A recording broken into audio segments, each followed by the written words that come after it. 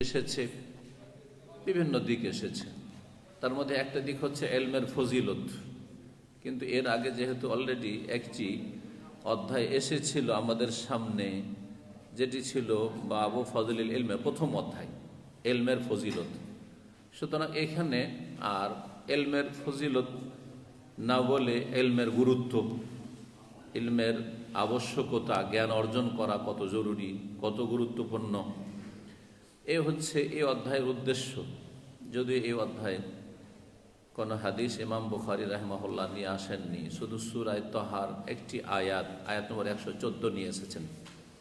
মহান আল্লাহ ইরশাদ করছেন বা কৌলিল্লাহ তাআলা, মহান আল্লাহর বাণী যা ইমাম বুখারী রাহিমাহুল্লাহ পেশ করছেন এখানে, ওয়াকুর রব্বি জিদনি ইলমা, হে নবী তুমি বলো, মানে আল্লাহর কাছে দোয়া করো, বলো মানে তুমি আল্লাহকে বলো, আল্লাহর কাছে দোয়া করো, রব্বে জিদনি ইলমা, হে আমার প্রতিপালক। রব্বে আসলে ছিল রব্বি, আর তার আগে ইয়া হারফে নেদা উজ্জ রয়েছে। যেখানে রব্বে কোরআনে আছে সেখানে রব্বি ছিল, আর তার আগে ইয়া উজ্জ, ইয়া রব্বি আসলে ছিল কি, ইয়া রব্বি, হে আমার প্রতিপালক। যেমন রব্বে হাবলি মিনাস সালেহিন, তো ইয়া রব্বি ছিল। কারণ রব্বেতে বায়ে কাসরা কি করে হলো, বায়ে তো জের হবে না। যে মোনাদার যে কায়দাগুলি রয়েছে গ্রামারে, ইলমুন নাহু বা নাহু যে কায়দা, তাতে কাসরা হওয়ার কথা নয়। যদি মুফরাদ হয় তাহলে ইয়া রাজুলু, ইয়া জায়দু, আর যদি মুজাফ হয় তাহলে ইয়া রাসূল আল্লাহ, হ্যাঁ, ইয়া আব্দাল্লাহ, মফতু হবে। তাহলে হয় কখনো কখনো কি হবে, ফাতাহ বা নাসব জাবার হবে, আর কখনো কখনো কি হবে, দম্মা পেশ হবে। কিন্তু এখানে কোরআন কারীমে যতগুলি এভাবে রব্বে দিয়ে এসছে সবগুলিতে কাসরা জের আছে। তো জের তো কোনো অবস্থায় হয় না, তো জেরটা কোত্থেকে আসলো? এই গ্রামার জানলে সহজ, আর না জানলে তো আপনি হতভম্ব যে এই কাজটা কোত্থেকে আসলো, আবার গ্রামারের কোনো আওতাতেই পড়েন না। তো রব্বে আসলে ছিল কি, রব্বি, আর ইয়ার সাথে কাসরার সম্পর্ক আছে। সুতরাং যখন ইয়া এসেছে শেষখানে, তো ইয়া কোন দিকে টানবে? যার যার সাথে সম্পর্ক আছে সেদিকে টানবে। আপনারা কি করেন? যার যার সাথে খাতির আছে ওই দিকে টান দেয়। এমনকি দুনিয়ার খাতির দিনের ওপর প্রাধান্য পাচ্ছে, হক কথার উপর প্রাধান্য পাচ্ছে। একটা জিনিস জানছেন যে এটা নাই সঙ্গত, তারপরে যেহেতু তার সাথে খাতির আছে, ভাই তাকে ছাড়তে পারবো না। হ্যাঁ, আমি হক কথা ছেড়ে দিতে পারি, আমি ন্যায্য কথা ছেড়ে দিতে পারি, কিন্তু আমার যে খাতির আছে দুনিয়ার, এটা ছাড়তে পারবো না। আজকাল অধিকাংশ লোক যারা দিনের দাবিদার আর বড় দিনদারি আর দিন শিখার দাবিদার, তাদের অধিকাংশের অবস্থা এরকম। আপনি নিজে চিন্তা করুন।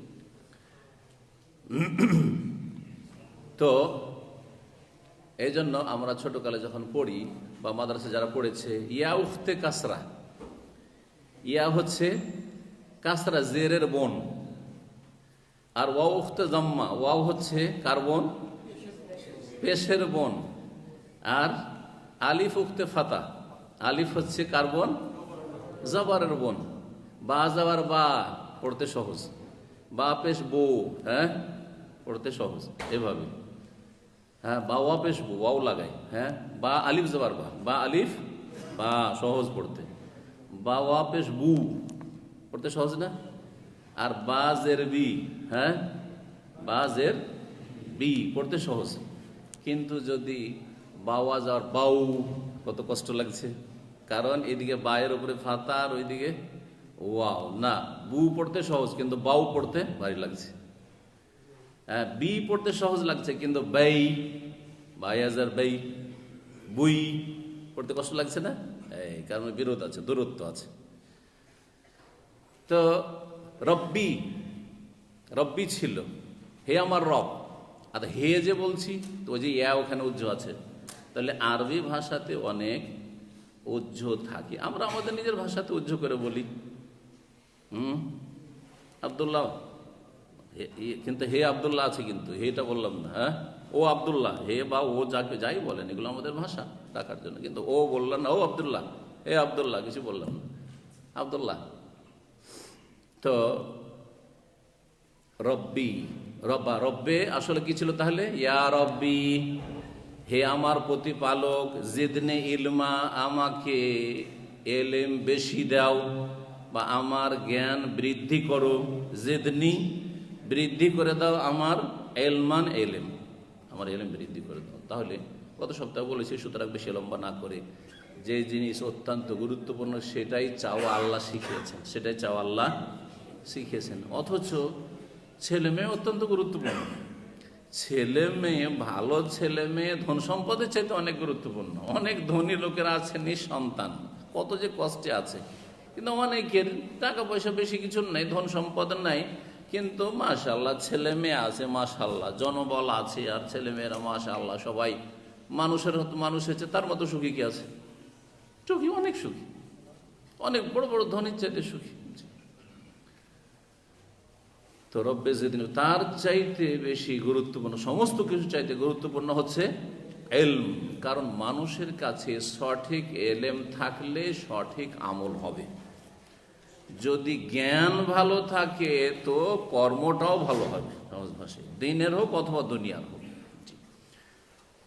জ্ঞানী মানুষ সব জায়গায় সম্মানিত, এলমের সব জায়গায় মূল্য আছে। দেখেন, দুনিয়ার উদাহরণ দিয়ে বুঝাই, দুনিয়ার উদাহরণ দিয়ে বুঝাই আপনাদেরকে।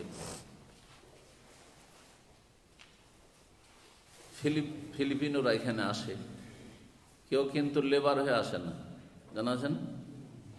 কোনো একটা ট্রেড, কিছু একটা শিখে আসে, তাদের দামও বেশি দিচ্ছে, তাদের বেতনও বেশি দিচ্ছে, দিচ্ছে না 700-800 টাকার ফিলিপাইনি খুঁজে পাবেন না, কিন্তু দেখতে একই রকম নেপালি, একই রকম ফিলিপিনো। অনেক সময় বুঝতে মুশকিল হয় যে ফিলিপিনো না নেপালি, তাই না? ওরাও চ্যাপ্টা, এরাও চ্যাপ্টা, কিন্তু 400-500 টাকা 300 টাকা তো আসছে। কেন? এই কোনো কাজ শিখে নেয়, এলেম নেই, কিছু এলেম নেই। এলেম সে মানে এলেম দুই রকম, একটা হচ্ছে যা হাতের এলেম, যেগুলো প্র্যাকটিক্যাল করা হয়, ততবিক এলম, ততবিক, আর সে এলম নজরি, থিওরিটিক্যাল। জি হ্যাঁ। তো যে কোনো এলম হোক না কেন, এলমের বড় মূল্য আছে। দুনিয়ার ক্ষেত্রে যদি এত মূল্য হয়, তো দিনের ক্ষেত্রে কত মূল্য। এই জন্য তো আল্লাহ বলেছেন, কুল হাল ইয়াস্তাবিল্লাযীনা ইয়ালামুনা ওয়াল্লাযীনা লা ইয়ালামুন, যে জানে আর যে জানে না, যে আলেম আর যে আলেম নয়, সমান সমান নয়। যেমন রোদ আর ছায়া সমান নয়, আলো আর অন্ধকার সমান নয়, রাত আর দিন সমান নয়। ওই রকমই আল্লাহ রাব্বুল এইসব উদাহরণ দিয়েছেন। এই জন্য এলম শেখার চেষ্টা করুন।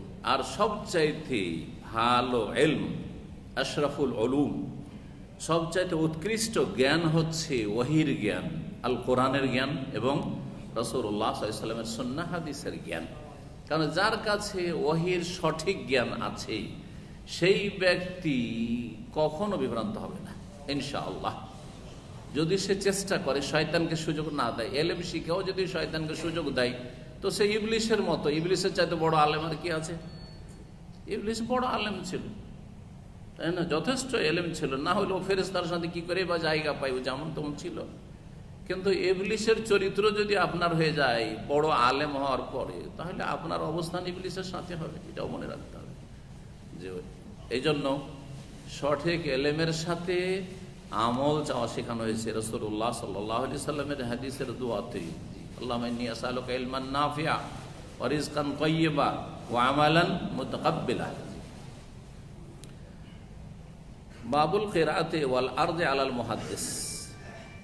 এই অধ্যায় হচ্ছে পাঠ করা এবং পেশ করা মুহাদ্দিসের সামনে বা মুহাদ্দিসের কাছে। কিছু কিছু অধ্যায় কায়েম করেন ইমাম বুখারী রাহিমাহুল্লাহ, যেগুলি সাধারণ জনগণের জন্য না, সেগুলি হচ্ছে তালেবে ইলম বা আলেমদের জন্য। হ্যাঁ, সেগুলি হচ্ছে ইমাম বুখারী রাহিমাহুল্লাহর যুগে যে হাদিস চর্চার নিয়ম নীতিমালা ছিল ওই সম্পর্কে, যে এগুলির বৈধতা কোত্থেকে আসছে, যে আমরা যেই তরিকায় হাদিস শিখছি অথবা শিখাচ্ছি, হাদিসের পঠন করছি, এগুলির দলিল কোথায় আছে, ওই সব বিষয়গুলিকেও তিনি তুলে ধরেছেন। এটা ইমাম বুখারী রাহিমাহুল্লাহর এই সহিহ বুখারীতে বিশেষ করে পাওয়া যায়, কিতাবুল ইলমে, ইলমের পর্বে। তার একটি হচ্ছে এই চ্যাপ্টারটি বা এই অধ্যায়টি, পাঠ করা কেরাত, অথবা পেশ করা মুহাদ্দিসের সামনে, মানে ওস্তাদের সামনে। হাদিসের যিনি বিশারদ, হাদিসের যিনি অভিজ্ঞ পণ্ডিত, মুহাদ্দিস ওস্তাদ। হ্যাঁ, মুহাদ্দিস মানে আমাদের দেশীয় মুহাদ্দিস না, আমাদের দেশে তো মুহাদ্দিস পোস্ট আছে, আলিয়া মাদ্রাসা একটা মুহাদ্দিস পোস্ট, কওমি মাদ্রাসা একটা মুহাদ্দিস পোস্ট। হাদিসের জৈবি কিছু বুঝে না হয়তো, হ্যাঁ, সনদ তো বুঝেই না। আর মতনও যদি হঠাৎ করে ফেলে দেওয়া যায়, এই মতনের তর্জমা করে না, আপনাকে কোনো বাংলা কিতাবও দেওয়া যাবে না, আর উর্দু কিতাবের সাহায্য নিতে দেওয়া যাবে না। সরাসরি অ্যারাবিক টু অ্যারাবিক তর্জমা করেন দেখি, তাহলে উজু নষ্ট হয়ে যাবে। কথা বোঝা গেছে? তো মুহাদ্দিস, আইম্মাই কেরামদের জামানায় মুহাদ্দিস মানে যার লক্ষ লক্ষ হাদিস মুখস্থ আছে এবং হাদিসের সহি জয়ীফ বুঝে। আর হাদিসের সহি কেমন করে হয়, জয়ীফ কেমন করে, আর হাসান কেমন হয়, হাসান লে গায়রিহি কেমন করা হয়, মৌজু জাল কেমন করে হয়, এসব কায়দা কানুন মুস্তালাহুল হাদিস বা উসুল হাদিসের জানা আছে। আজকাল কয়টা আলেম আছে যারা উসুল হাদিস সম্পর্কে যথেষ্ট জ্ঞান রাখে, আর জারহে তাদিল সম্পর্কে আর আসমাই রিজাল সম্পর্কে জ্ঞান রাখে, যারা একটা হাদিস সামনে পেশ করে দিলে আপনাকে স্টাডি করে বলতে হবে। কোনো কিতাব থেকে আলবানি বলেছেন সহি বা জয়ীফ, ওইটা চলবে না। ইমাম বুখারী বলেছেন সহি জয়ীফ, এটা চলবে না। আপনাকে এই সনদটা স্টাডি করে বলতে হবে, এর মান নির্ধারণ করতে হবে যে হাদিসটা সহি না জয়ীফ। কোথায় পাবেন আপনি? এই শিক্ষা গোটা ভারত, বাংলাদেশ, পাকিস্তান কোথাও নেই। এই শিক্ষা তো প্রথম আমরা মদিনা ইউনিভার্সিটিতে, তাও হাদিস ফ্যাকাল্টিতে এসে হাদিসের যারা স্পেশালাইজড তাদেরকে পড়ানো হয়। তাও প্রথম দিকে আমাদের কেমন লাগতো, নতুন এক সাবজেক্ট, আর এই কঠিন ব্যাপার স্যাপার, এত কথা কি করে মনে রাখা যায়। হাজার হাজার রাবি বর্ণনাকারী জীবনী, যে এই লোকটি বিশ্বস্ত ছিল কি ছিল না, আর তার নাম কি ছিল, আর সে কার কাছে লেখাপড়া করেছে, তার ওস্তাদ বা কারা ছিল, তার ছাত্র বা কারা ছিল, এত সহজ বিষয় না। সুবহানাল্লাহ, এমন একটা সাবজেক্ট আসমায়ে রিজাল বা জারহে তাদিল, যেই সাবজেক্টটা শুধু মুসলিম উম্মার ওলামাদের কাছে আছে, পৃথিবীর কোনো ধর্ম অবলম্বীদের কাছে নেই। যেটা হচ্ছে লক্ষ লক্ষ হাদিস বর্ণনাকারীদের জীবনী বা বায়োগ্রাফি, জীবনী, এবং তাদের জীবনী শুধু জীবনী নয়, এইরকম জীবনী না যে একটা লোক পৃথিবীতে আসলো আর গেল। তার এলম এবং তার এলমের যোগ্যতা এবং সেই ব্যক্তির স্মৃতিশক্তি এবং তার আমানত, তার তাকওয়া পরেশগারি, তার হাদিসটা কোন স্তরের হইতে পারে, ইত্যাদি ইত্যাদি। তো আল্লাহ রাব্বুল আলামিন এই এলম বিশেষ করে উম্মাতে মুসলিমাকে আর উম্মাতে মুসলিমা শ্রেষ্ঠ যারা লোক, আম্বিয়া রসুলগণের পরে ওলামা মুহাদ্দিস, তাদেরকে দিয়েছেন। মুহাদ্দিস ওস্তাদ পড়াচ্ছে। ওস্তাদ পড়াবার তরিকা যেটা প্রচলিত তরিকা, যে ওস্তাদ পড়াচ্ছে আর ছাত্ররা শুনছে, যেমন আপনারা এখানে। তাহলে আমি পড়ছি আরবিতে এবারত, আর আমি অনুবাদ করছি, আমি তাফসীর করছি, ব্যাখ্যা করছি, সব তো আমি, বাকি আপনারা তো মাশাআল্লাহ, তাই না? এই জন্য অনেকের ঘুম চলে আসছে।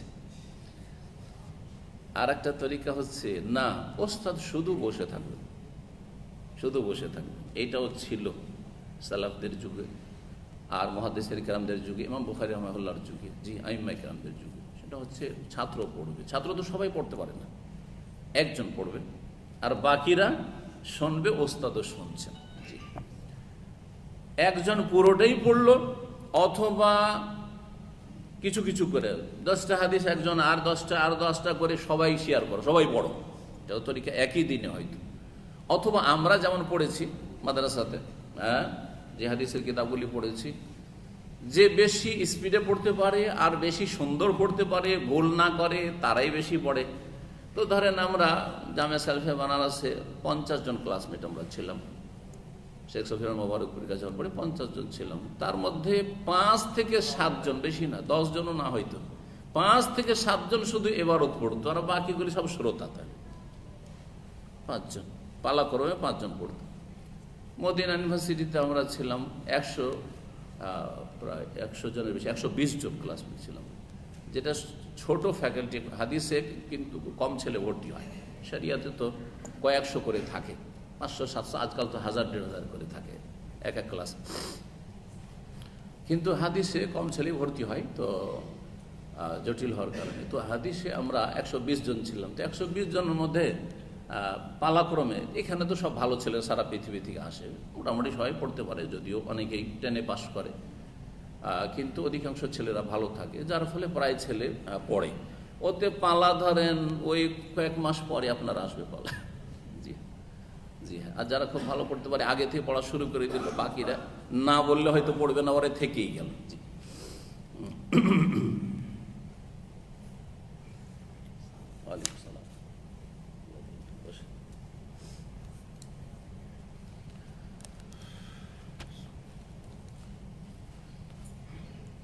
কি বলছিলাম?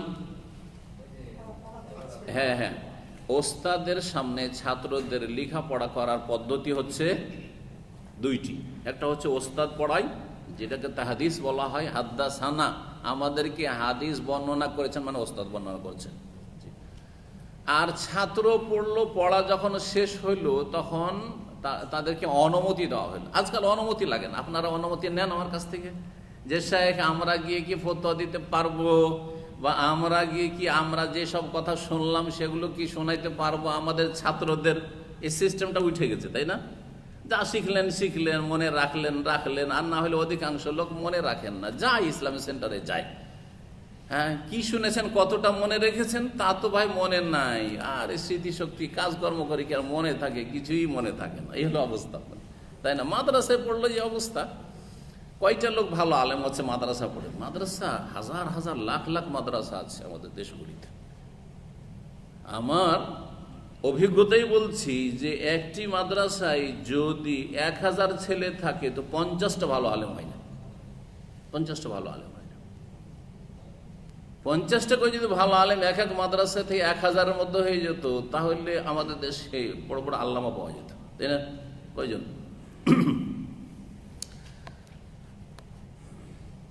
তো তরিকা হচ্ছে দুটি, একটা হচ্ছে ওস্তাদ বয়ান করে, আর একটা হচ্ছে ছাত্ররা পড়লো আর তারপরে অনুমতি দিয়ে দেওয়া হইলো। হাদিস যেগুলো পড়ে শোনাইলাম, তোমাদেরকে অনুমতি দিলাম, আমার থেকে তোমরা বর্ণনা করতে পারবে, এটা ইজাজা বলা হয়। ইজাজা, যেটাকে আজকালকার নতুন ভাষা বলা হচ্ছে শাহাদা, সার্টিফিকেট।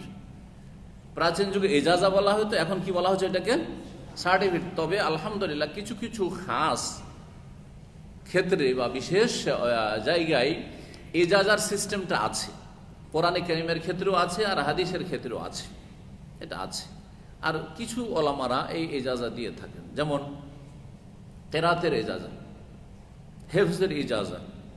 আমার ছেলে ওবায়দুল্লাহ দাম্মাম থেকে ইজাজা নিয়েছে প্রথম, তারপরে মসজিদ নববী থেকে ইজাজা নিয়েছে। মসজিদ নববীর যে শৌনুল হারামেন যে ডিপার্টমেন্ট আছে, অফিস, তাদের থেকে। আর একটি ইজাজা নিয়েছে মসজিদ নববীর ইমাম যিনি শেখ আব্দুল আল বয়াজান, তার কাছ থেকে পুরো 30 পারা কোরআন শুনিয়ে, প্রায় 4 বছর থেকে 3 বছরের মধ্যে কোরআন শুনিয়ে তারপরে ইজাজা, মৌখিক ইজাজার একটা লিখিত ইজাজা দিয়েছে। তো ইজাজা দুই রকম হইতে পারে। আগের যুগে লিখিত জরুরি ছিল না, মৌখিক ইজাজা, কাদ আজাজ তো কম, তোমাদেরকে অনুমতি দিয়ে দিলাম, আমার থেকে তোমরা এখন সিলসিলা বা সম্পর্ক জুড়তে পারবে যে আমরা অমুকের ছাত্র। মানে আপনারা অমুকের ছাত্র বলে সিলসিলা জুড়ে দিচ্ছেন, কিন্তু দেখা যাচ্ছে গিয়ে আপনি হয়তো বিভিন্ন ক্রাইমে জড়িয়ে যাচ্ছেন, হয়ে গেল আল্লাহ না করে কেউ জঙ্গি হয়ে গেল, তো আমার কি দোষ? কারণ আপনাকে ওইভাবে অনুমতি দেওয়া হয়নি। হ্যাঁ, হয়ে গেল কেউ মানুষের সাথে ধারবাকির ক্ষেত্রে চরিত্রহীন, সে তো দোষ তো শিক্ষার না, আপনার দোষ সেটা, বোঝা গেছে? তো এজাজার সিস্টেমটি কোরআনের ক্ষেত্রে এবং হাদিসের ক্ষেত্রে আছে। অনেক মুহাদ্দিসরা আছেন আজকাল যাদের কাছ থেকে এজাজা নেওয়ার জন্য বিভিন্ন দেশ থেকে লোকেরা ছুটে আসে। যদিও এজাজার আজকাল আর মূল্য থেকে যায় নাই, পার্থিব কোনো মূল্য থেকে যায়নি, শুধু এটি একটি মান সম্মান যে এজাজা অমুক নিয়েছে অমুকের কাছ থেকে, একটা সিলসিলা থেকে গেছে। আজকাল দুনিয়াতে যেটার মর্যাদা থেকে গেছে বা গুরুত্ব থেকে গেছে, সেটা হচ্ছে শাহাদা, সার্টিফিকেটের। যে পিএইচডি সার্টিফিকেট এর কাছে আছে, এর কাছে মাস্টার্স আছে, তো এর কাছে আছে ব্যাচেলার সার্টিফিকেট আছে, তো অনার্স আছে, এর কাছে ইঞ্জিনিয়ারিং আছে, তো এর কাছে মেডিসিনের সার্টিফিকেট আছে, এর কাছে ফার্মাসিস্ট, এর কাছে সার্টিফিকেট আছে। সার্টিফিকেট মূল্য থেকে গেছে দিনের ক্ষেত্রেও দুনিয়ার ক্ষেত্রেও। দিনের ক্ষেত্রেও যদি কি একজন হাদিস পড়াইতে যায় ইউনিভার্সিটি, সরকারি ইউনিভার্সিটিতে, এমনি পড়াইতে দেবে? বলবে সার্টিফিকেট নিয়ে আসো। যদিও আলহামদুলিল্লাহ মদিনা ইউনিভার্সিটিতে এই শর্ত প্রথম দিকে ছিল না, এই জন্য আল্লাহ আলবানী রহমতুল্লাহ আলাই আর শাইখুন বাজ তারা ওইখানকার কি ছিলেন, সিনিয়র ওস্তাদও ছিলেন, আর শাইখুন বাজ সেখানকার চ্যান্সেলারও ছিলেন। কিন্তু আজকাল চলবে যে একজন ভাইস চ্যান্সেলার হয়েছে বেশি আর তার কাছে সার্টিফিকেট নাই, দেবে? বরং গ্রাজুয়েশন সার্টিফিকেট থাকলেও হয়তো বেশি করবে না, তাই না? তো আজকাল সার্টিফিকেটের মূল্যটা বেশি হয়ে গেছে, এলেমের মূল্য কমে গেছে। কিন্তু সালাফদের যুগে এলেমের মূল্য বেশি ছিল, সার্টিফিকেটের মূল্য কম ছিল। ইজাজা, তো ইজাজা সম্পর্কে বলছেন ইমাম বখরি রাহিমাহুল্লাহ জি, যে ইজাজা যদি দিয়ে দেয়, আর পড়ার পদ্ধতিটা যেরকম, ওস্তাদ পড়ে দিল হাদিসগুলো, তারপর অনুমতি দিলাম, অথবা ছাত্র পড়লো আর বাকিরা শুনলো, তোমাদেরকে অনুমতি দিয়ে দিলাম, এই হাদিসগুলি যেগুলি আমার সামনে পড়লে, এই 500 হাদিস বা 1000 হাদিস, এগুলি আমার থেকে ফারু আননি, আমার থেকে বর্ণনা করতে পারো, তোমরা আমার থেকে তোমার বর্ণনা করতে পারো, এইভাবে ইজাজা দেওয়া হয়তো। তাই বলছেন ইমাম বুখারী বাবুল কিরাআতে, পাঠ করা, ছাত্র পাঠ করলো মুহাদ্দিসের সামনে, অথবা পেশ করলো। পাঠ করার পেশ করাতে পার্থক্য আছে। পাঠ করা হচ্ছে যে শুরু থেকে শেষ পর্যন্ত পাঠ করলো, তারপরে অনুমতি দিল। আবার কখনো আংশিক হয়, আজকাল তাবারুকের জন্য করে কি, বড় বড় মুহাদ্দিসদের কাছে, শেখ মোবারকপুরীর কাছে এইরকম ইজাজা অনেকে নিয়েছেন। 2-3টা হাদিস শুরু থেকে পড়ে দিল, শেষখানে একটা হাদিস পড়ে দিল, আর তারপর বললো যে তোমার আমার থেকে সহিহ বুখারী তোমাকে তাদরিস দেওয়ার বা সহিহ বুখারী পড়াবার তোমাকে অনুমতি দিলাম, বা রেওয়ায়েত করার অনুমতি দিলাম, অনুমতি দিয়ে দিল, কারণ জানছে যে এর যোগ্যতা আছে, সুতরাং পুরোটার অনুমতি দিয়ে দিল। এরকম করে পেশ করা হচ্ছে কি, পেশ করাতে পাঠ করার নাই। একটা পাণ্ডুলিপি নিয়ে আসলো, পাণ্ডুলিপির যুগে পাণ্ডুলিপি নিয়ে আসলো। আজকাল ছাপা কিতাব একটা নিয়ে আসলেন, নতুন কিতাব নিয়ে আসলেন, যে কিতাবের ধরেন পঠন আপনি করেননি, এখানে কোনো ক্লাস হয়, নিয়ে আসলেন। উদাহরণস্বরূপ ধরেন উমদাতুল আহকাম, আপনারা পড়েননি, তাই না? এখানে অন্য জায়গায় আমি পড়িয়েছি, এখানে জমা হয়। উমদাতুল আহকাম নিয়ে আসলেন, আর নিয়ে আসার পরে কিতাবটা দেখান যে শেখ এটি কিতাব, যদি উমদাতুল আহকাম শুদ্ধ কিতাব, কিন্তু আপনি একটা হাদিসের সমষ্টি নিয়ে আসলেন, একটা পাণ্ডুলিপি নিয়ে আসার বললেন যে শেখ এটা একটু দেখেন, এটা সহি না, এতে কোনো জয়ীফ আছে, আর এগুলি স্বীকৃত কিনা। হাদিসগুলো দেখলাম, আর দেখার পরে বললাম যে এই কিতাব আমার থেকে বর্ণনার অনুমতি দিয়ে দিলাম। পেশ করা, একটা কপি পেশ করলেন, কপিটা আমি দেখলাম, আর দেখার পরে আপনাদেরকে কি করলাম, ইজাজা বা অনুমতি দিয়ে দিলাম। ইজাজা মানে বুঝছেন তো, অনুমতি। এখন সালাফদের উক্তি বর্ণনা করছেন ইমাম বুখারী রাহিমাহুল্লাহ, ওয়া রাআল হাসান ওয়া সুফিয়ান ওয়া মালিকুন আল কিরাআতা জায়েজাতান। ইমাম হাসান বসরি, সুফিয়ান সাউরি, ইমাম মালিক রাহিমাহুমুল্লাহ জামিয়ান, তাদের মত হচ্ছে যে আল কিরাআতা জায়েজাতান, ওস্তাদের সামনে পাঠ করা হচ্ছে জায়েজ, বৈধ, মানে একই রকমের মান রাখে। ওস্তাদ পড়ে শোনাইলো একটা, আর আরেকটা হচ্ছে ছাত্র পড়লো, ওস্তাদ নীরব থাকলো, শেষখানে কি বললো যে এই হাদিসগুলি যেগুলি তোমরা পড়লে, এগুলি বর্ণনা করার অনুমতি দিয়ে দিলাম। কালা আবু আব্দুল্লাহ, ইমাম বুখারী আবু আব্দুল্লাহ বলছে, সামিআতু আবা আসিমিন ইয়াযকুরু আন সুফিয়ান আস-সাউরি, আবু আসিম থেকে শুনেছি, তিনি সুফিয়ান সাউরি রাহিমাহুল্লাহ থেকে উল্লেখ করেছেন, আর ইমাম মালিক থেকে উল্লেখ করেছেন, আন্নাহুমা কানা ইয়ারায়ানিল কিরাআত ওয়াস সামাআ জায়েজাতান, তারা উভয়ে সুফিয়ান সাউরি এবং ইমাম মালিক তারা কিরাআত এবং সেমা দুটোকেই জায়েজ মনে করতেন। সেমা মানে আপনারা শুনছেন, আমি শোনাচ্ছি, এটা সেমা, শুনলেন। আর কেরা মানে আপনাদের একজন পড়লো বা কেউ পড়লো, আর আমি আপনাদেরকে অনুমতি দিলাম, দুটোই জায়েজ। তারপরে বলছেন হাদাসানা উবাইদুল্লাহ বিন মুসা আন সুফিয়ান কালা ইযা কুরিয়া আলাল মুহাদ্দিসি ফালা বাসা ইয়াকুল, যদি মুহাদ্দিসের সামনে পাঠ করা হয়, ছাত্র পাঠ করলো মুহাদ্দিসের সামনে হাদিস, এতে কোনো আপত্তি নয় যদি এরকম বলে হাদাসানি ওয়া সামিআতু, আমাকে ওস্তাদ বর্ণনা করেছেন, অথবা ওস্তাদের কাছ থেকে শুনেছি, অথচ ওস্তাদ কিন্তু বলেননি, চুপ আছেন, কিন্তু ভাব অর্থে ঠিক আছে, আপনি পাঠ করলেন আর আমি শুনলাম, শোনার পরে বললাম আজাজতু, এজাজত দিয়ে দিলাম, আপনাদেরকে এজাজত দিয়ে দিলাম। তাহলে এই ক্ষেত্রে যদি আপনি হাদাসানি, ওস্তাদ হাদিস বয়ান করেছেন, ওস্তাদের কাছ থেকে শুনেছি, বলা যাবে না? যাবে না। প্র্যাকটিক্যাল একটা উদাহরণ দিই। একজন একটা মাসলা জিজ্ঞেস করলো, বলেন একটা মাসলা, হ্যাঁ এখনকার নতুন কোন একটা মাসলা ধরেন, হ্যাঁ যে কোনো মাসলা বলেন, দেখি কে বলতে পারে। হ্যাঁ জি, এই মাশাআল্লাহ, খুতবার সময় একটা লোক ঘুমাচ্ছে, বা একটা লোক কি করছে, কথা বলছে, তাহলে ওকে বারণ করা যাবে কি না? রে ভাই ঘুমেন, বা কথা বলিও না, এটা বলা যাবে কি না? জিজ্ঞাসা করলেন আমাদের ভাই, ফতোয়া জিজ্ঞেস করিনি, জিজ্ঞাসা করলেন, তখন আমি কি করলাম? উত্তর দিলাম। কি করলাম? উত্তর দিলাম। যখন উত্তর দিলাম তখন হাদ্দাসানি, ওস্তাদ বয়ান করেছেন, চলবে না? চলবে না? জি হ্যাঁ।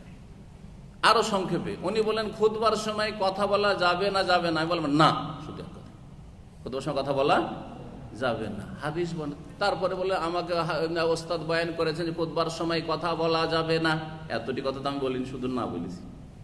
চলবে না? চলবে না? জি, ওইরকম। মুহাদ্দিসের সামনে যদি পাঠ করা হয় তারপরেও হাদ্দাসানি সামনে তো বলতে পারবেন। দলিল বলছে ওয়াহতাজ্জা বাযুহুম ফিল কিরাআতি আলাল আলিম, ওস্তাদের সামনে পড়া আর ওস্তাদের পড়ে শোনানো দুটোই সমান।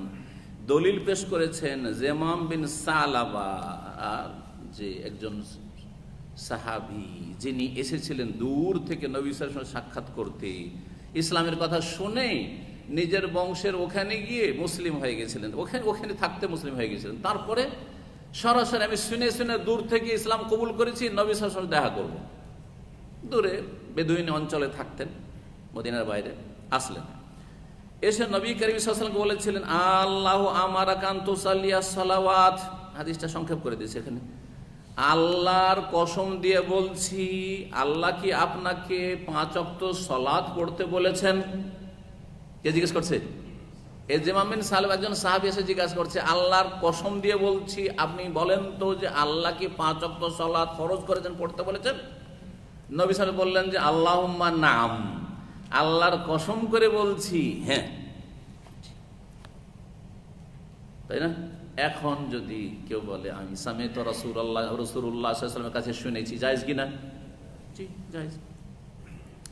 কালা ফাহাযিহি কিরাআতুন আলা নবী সাল্লাল্লাহু আলাইহি ওয়াসাল্লাম, এটা হচ্ছে নবী সাল্লাল্লাহু আলাইহি ওয়াসাল্লামের সামনে পাঠ করা, আল্লাহকে 5 ওয়াক্ত সালাত ফরজ করেছেন। এটা ছাত্র জিজ্ঞাসাকারী পাঠ করলো। দলিল আখবারা জেমামুন কওমাহু, তারপরে জেমাম গেল নিজের সম্প্রদায়ের কাছে এটা নিয়ে, আর যাওয়ার পরে তাদেরকে বললো যে নবী সাল্লাল্লাহু আলাইহি ওয়াসাল্লাম বলেছেন 5 ওয়াক্ত সালাত ফরজ পড়তে হবে। ফাজাজুহু, তখন সেই সম্প্রদায়ের লোকেরা, একটি লোক গিয়ে খবর দিল প্রতিনিধি, আর গোটা বংশের লোক মেনে নিল যে ঠিক আছে 5 ওয়াক্ত সালাত। মানলো না? মানলো না? না, তারা বললো যে আমরা মানবো না যতক্ষণ 2 জন সাক্ষী না হবে। এর থেকে বোঝা যায় যে ইসলামে খবরে ওয়াহিদ আর 10 জন 20 জনের খবর সব ঠিক, সবটাই জায়েজ। আকীদার ক্ষেত্রেও খবরে ওয়াহিদ চলবে, কিন্তু আশায়েরা পথভ্রষ্ট, মাতুরিদিরা পথভ্রষ্ট হয়েছে এই ক্ষেত্রে, যা হচ্ছে আকীদার ক্ষেত্রে একজনের হাদিস চলবে না, একজনের খবর চলবে না। ভাই আজানের মতো জিনিস, হ্যাঁ একজন স্বপ্ন দেখেছ, তাই না? তারপরে কিবলা পরিবর্তনের বিষয় একজন গিয়ে বলছে আরে আপনারা এখনো কাবাকে সামনে করে নামাজ পড়ছেন, আমরা তো কখন ফজরের সময় গিয়ে বলছে আমরা তো কালকেই জোহরে আসরেই তাহবিলে কিবলা পরিবর্তন হয়ে গেছে। একজনের খবর শুনে সাহাবীর আপত্তি করেছিলেন যে একজনের খবর মানি না, 2 জন সাক্ষী লাগবে বলেছেন।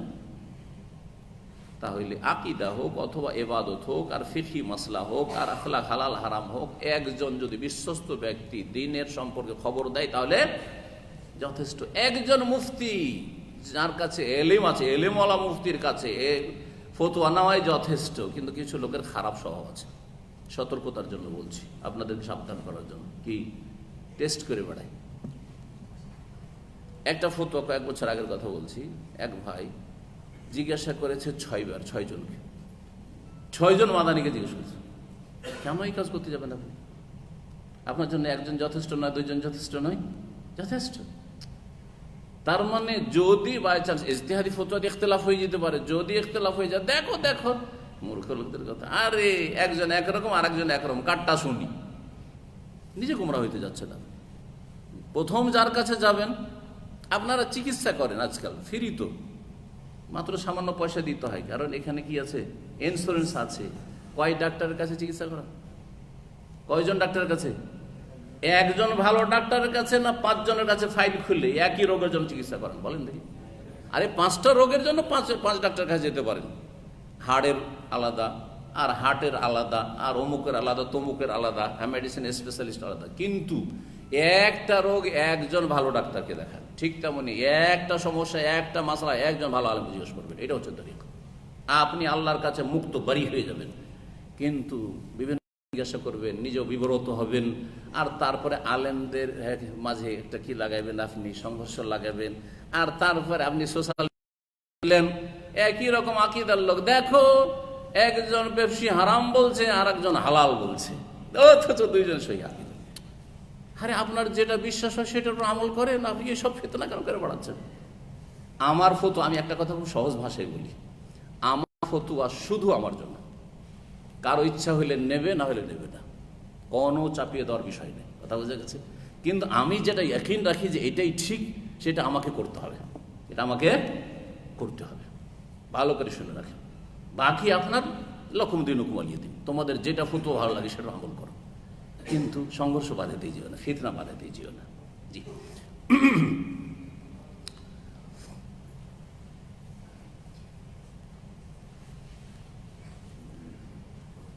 তো এই ছিল হাদিস জামা বিন সালাবার। জি হ্যাঁ, সেখান থেকে ইজাজা নেওয়া হয়েছে। জি হ্যাঁ, ইজাজা দলিল নেওয়া হয়েছে। ওয়াহতাজা মালিকুন বিসাক্কি ইউকরাউ আলাল কওমি ফায়াকুলুনা আশহাদানা ফুলানুন। ইমাম মালিক রাহমাতুল্লাহ আলাইহি দলিল পত্রকে এই ক্ষেত্রে দলিল হিসাবে, প্রমাণ হিসাবে পেশ করেছেন।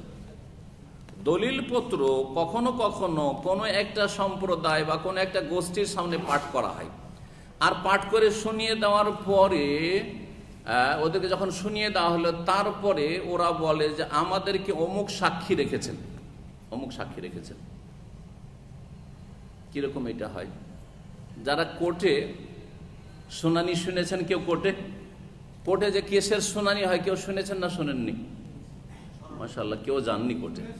আল্লাহ না করে যেতে হয়, আল্লাহ না করে যেতে হয়, তাই না? কোর্টে ভালো মানুষ নিরুপায় হয়ে যায়, আর খারাপরা যায় খারাপ চরিত্রের কারণে, অপরাধীরা। আল্লাহ না করে যেতে হয়। আর বিশেষ করে মানবরচিত বিধান দিয়ে যে কোর্টে ফয়সালা, আল্লাহ না করে কিয়ামত পর্যন্ত যেতে হয়, কাউকে যেতে হয়। কারণ মুসলিমের জন্য মানবরচিত বিধানের আশ্রয় নেওয়া জায়েজ নয়। আমরা কোর্টে গেছি তরজমার জন্য, কেস চলছে 2 বছর ধরে, গাঁজার কেস চলছে, অথবা নারী ব্যবসার কেস চলছে, এরকম মেলা কেস, মদের কেস চলছে, বা যে কোনো অপরাধ করেছে। কেসে লিখা আছে তার 50-100 পাতা লিখা আছে, অনেক লিখা আছে, কখনো কখনো কম, কখনো বেশি, 25-30 পাতা লিখা আছে। লিখা এতগুলি পড়ে হয়তো শোনানো যাবে না, তারপর ওটা সার সংক্ষেপ লিখা আছে। ওই সার সংক্ষেপটা কাজী আমাকে দিয়ে দিল, কারণ বাঙালি যেখানে বা উর্দু ভাষী, তো কাজী তো আর শুনিয়ে লাভ নেই, ওকে শুনিয়ে লাভ, কাজী তখন আমাকে দিয়ে দিলেন।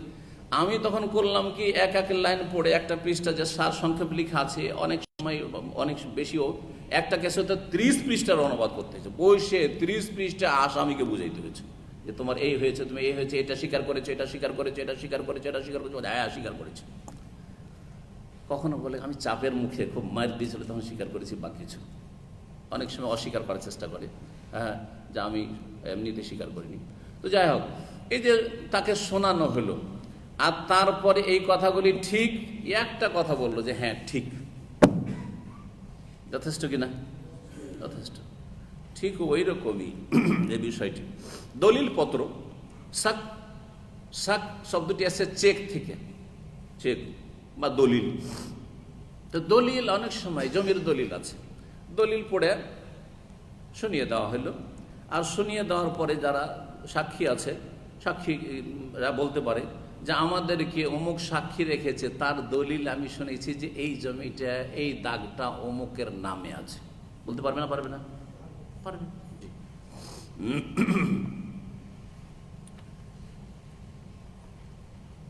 একটা কাগজে লেখা আছে অমুক অমুককে ধার দিয়েছে, আর কাগজটা আপনাদেরকে শুনিয়ে দিল, পড়ে শুনিয়ে দিল, আর দেখিয়ে দিল যে সাইন করা আছে অমুক ধার নিয়েছে। আর তারপরে যদি কাগজ না থাকে, পরে যদি আপনাদের জিজ্ঞাসা করা হয় যে ভাই এই লোক আমার কাছ থেকে ধার নিয়েছে, এটা আপনারা জানেন কিনা, কি বলবেন? জানি, কারণ আপনাদেরকে সই স্বাক্ষর দেখানো হয়েছে, লিখিত তার হাতে লিখা দেখানো হয়েছে। জি।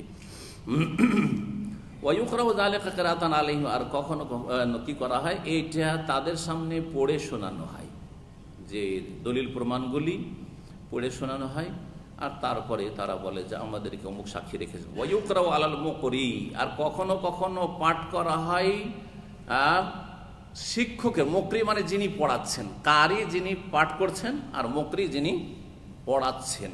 পড়াচ্ছেন কি? ওস্তাদ।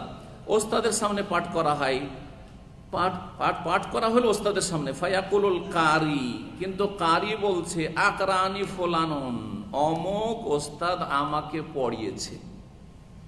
ওস্তাদের সামনে পাঠ করা হলো, ওস্তাদ কিন্তু পড়ায়নি, ওস্তাদের সামনে পড়ে শোনানো হয়েছে, কিন্তু ছাত্র কি বলছে? যে অমুক ওস্তাদ আমাকে পড়িয়েছে।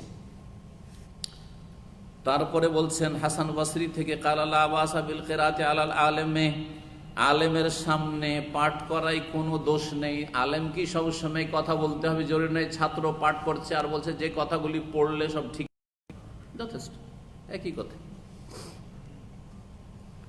একটা কিতাব আমার সামনে পড়ছেন, ফিকহের কিতাব ধরেন, আর বললাম যে এই যে কিতাব, এই চ্যাপ্টারটা পড়লেন আজকে জুমার মাসাইল সম্পর্কে, সব ঠিক আছে, এতে কোনো আপত্তি নেই। তাহলে সেই ফতোয়াগুলি দিতে পারবেন না? পারবেন না। মশলাগুলি বলতে পারবেন না? পারবেন না। যেটা আমারই পড়ানো হইলো, অথচ আমি পড়লাম না, পড়লেন না আপনারা, আর বসে সেখানে বললাম যে হ্যাঁ ঠিক আছে, এইরকম।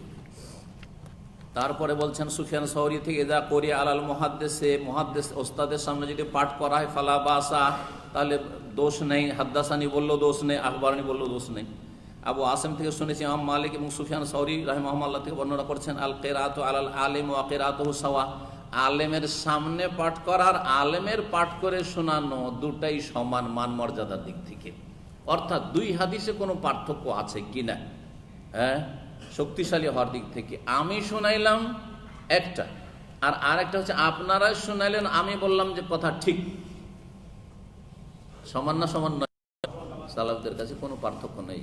কেন এই কথাগুলি বললেন? এতগুলি কথা, লম্বা কথা, এই জন্য যে কেউ কেউ সেই জামানায় কিছু কিছু মুহাদ্দিস ইখতিলাফ হতো। না না, ওস্তাদ যেটা শোনান সেটা বেশি শক্তিশালী, আর যেটা ছাত্র পড়লো আর বললো হ্যাঁ ঠিক, এইটা ওর চাইতে একটু নিম্নমানের, জয়ীফ নয় কিন্তু একটু নিম্নমানের।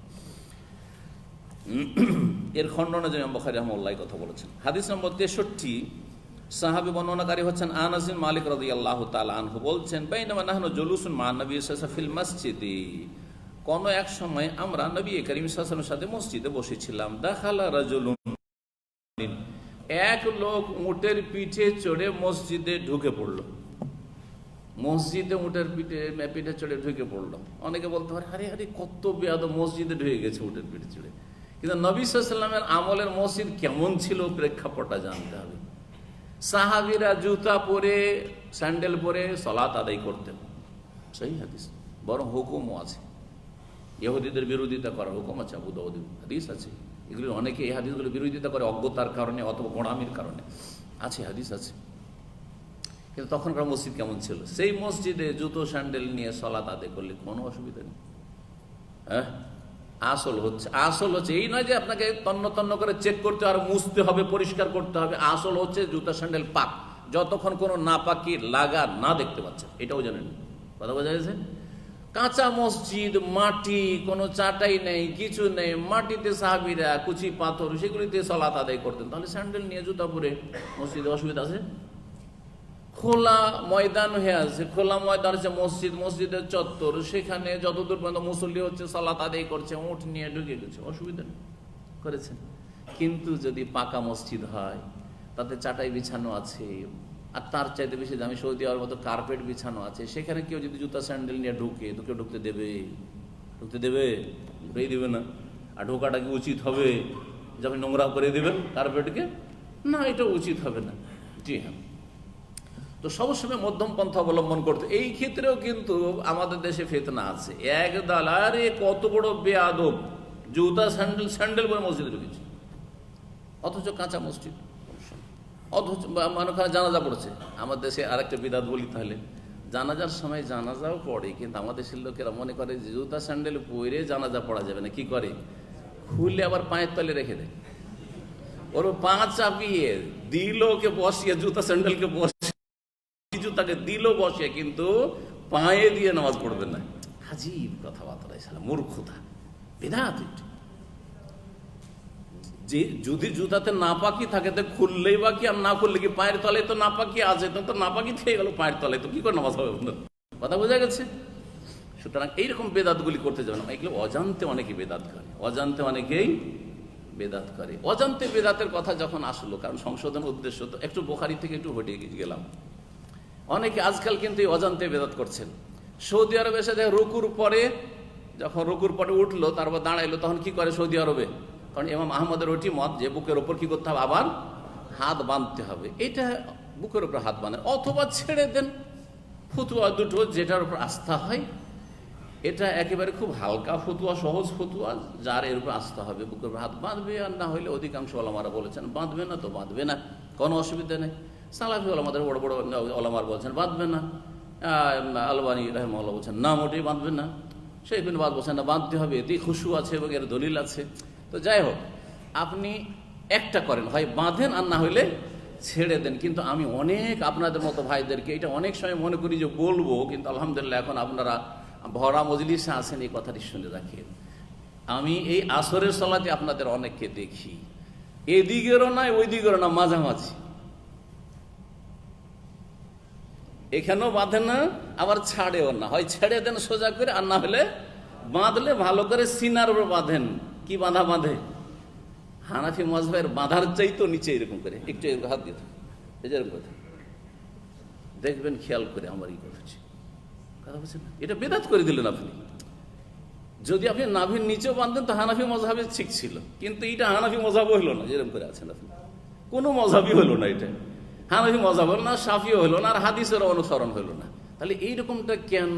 মাঝামাঝি ভাই, বাঁধতেও কেমন লাগছে, আমলও শুরু করতে পারছি না, আর ছাড়তেও কেমন লাগছে, অনেকে বাঁধছে, তখন চলো আমি 50-50 করি, তাই না? আজীব কথা, বেদাত হয়ে যাচ্ছে রে ভাই। এইভাবে বেদাতগুলি চালু হয়েছে। কখনো কখনো বেদাত চালু হয়েছে অজান্তে, আর কখনো কখনো বেদাত চালু হয়েছে জানতে, জানা অবস্থায়, কিন্তু ইস্তেহসান করে, ভালো মনে করি কাজটা তো ভালো, কথা তো ভালো, কোন অপরাধ করলাম, এভাবে শুরু হয়েছে। বেদাত কখনো কিন্তু চুরি ডাকাতির মতো করে শুরু হয়নি, বোঝা গেছে? জি।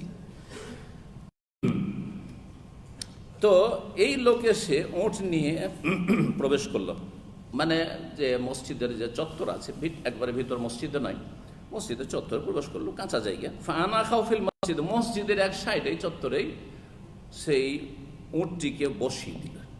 কি করলো? উটটিকে বসিয়ে দিল। তারপরে সেটাকে বেঁধে দিল। বেঁধে দেওয়া দুই রকম, একটা হচ্ছে গলাতে রশি দিয়ে বেঁধে দেওয়া। উট কেমন করে বাঁধে দেখেছেন? উট বাঁধা কে দেখেছে?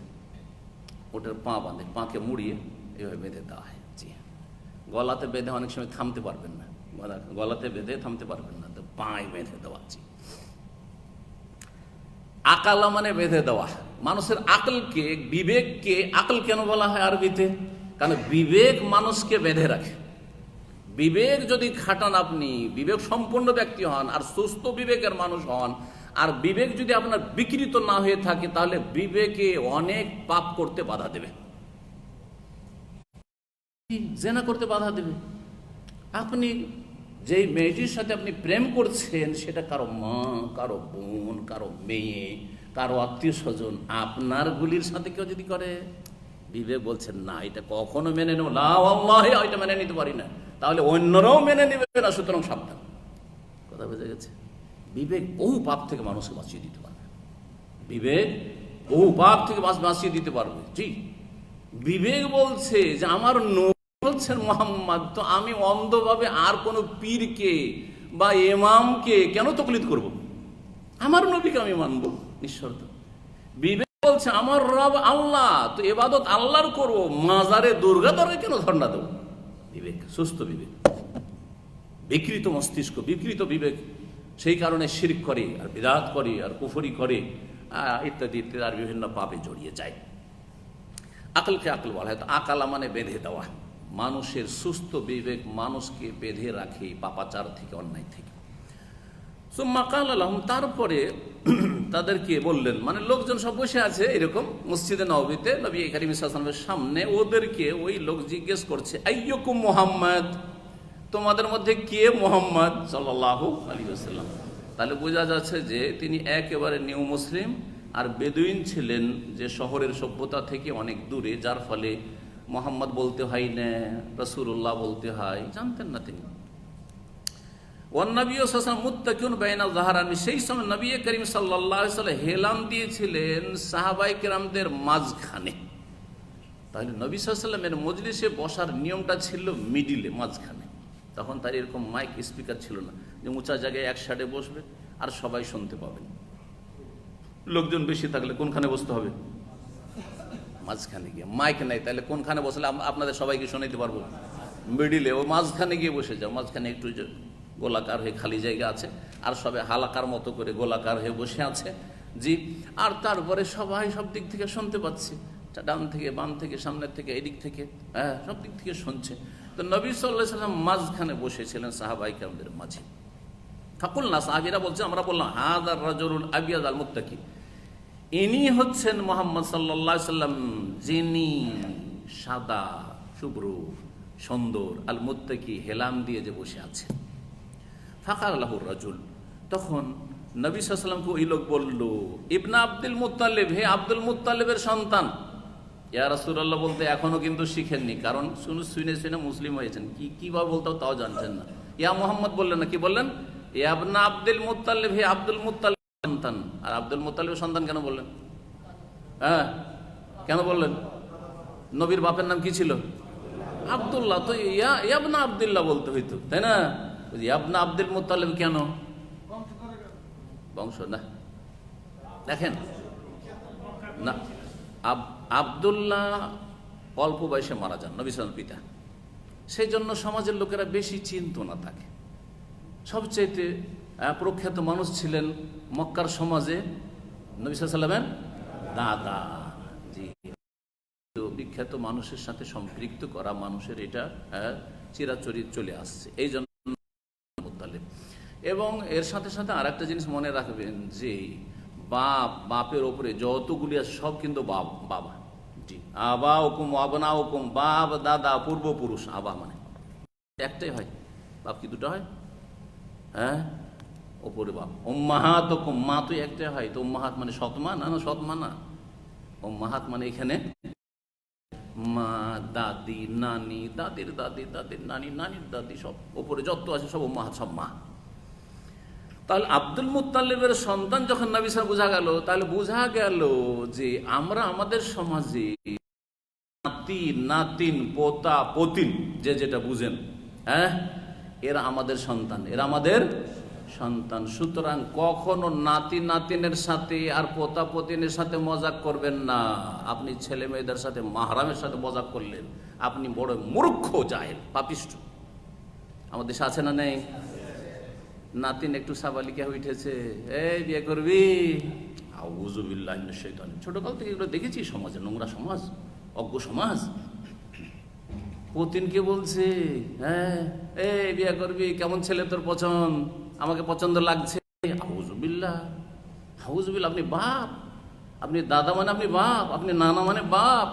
জি, বরং এক ঘটনা বলছি এখানে, মানে এক ভাই এসে বলছে, বিদেশে থাকে, পশ্চিমা দেশে থাকে,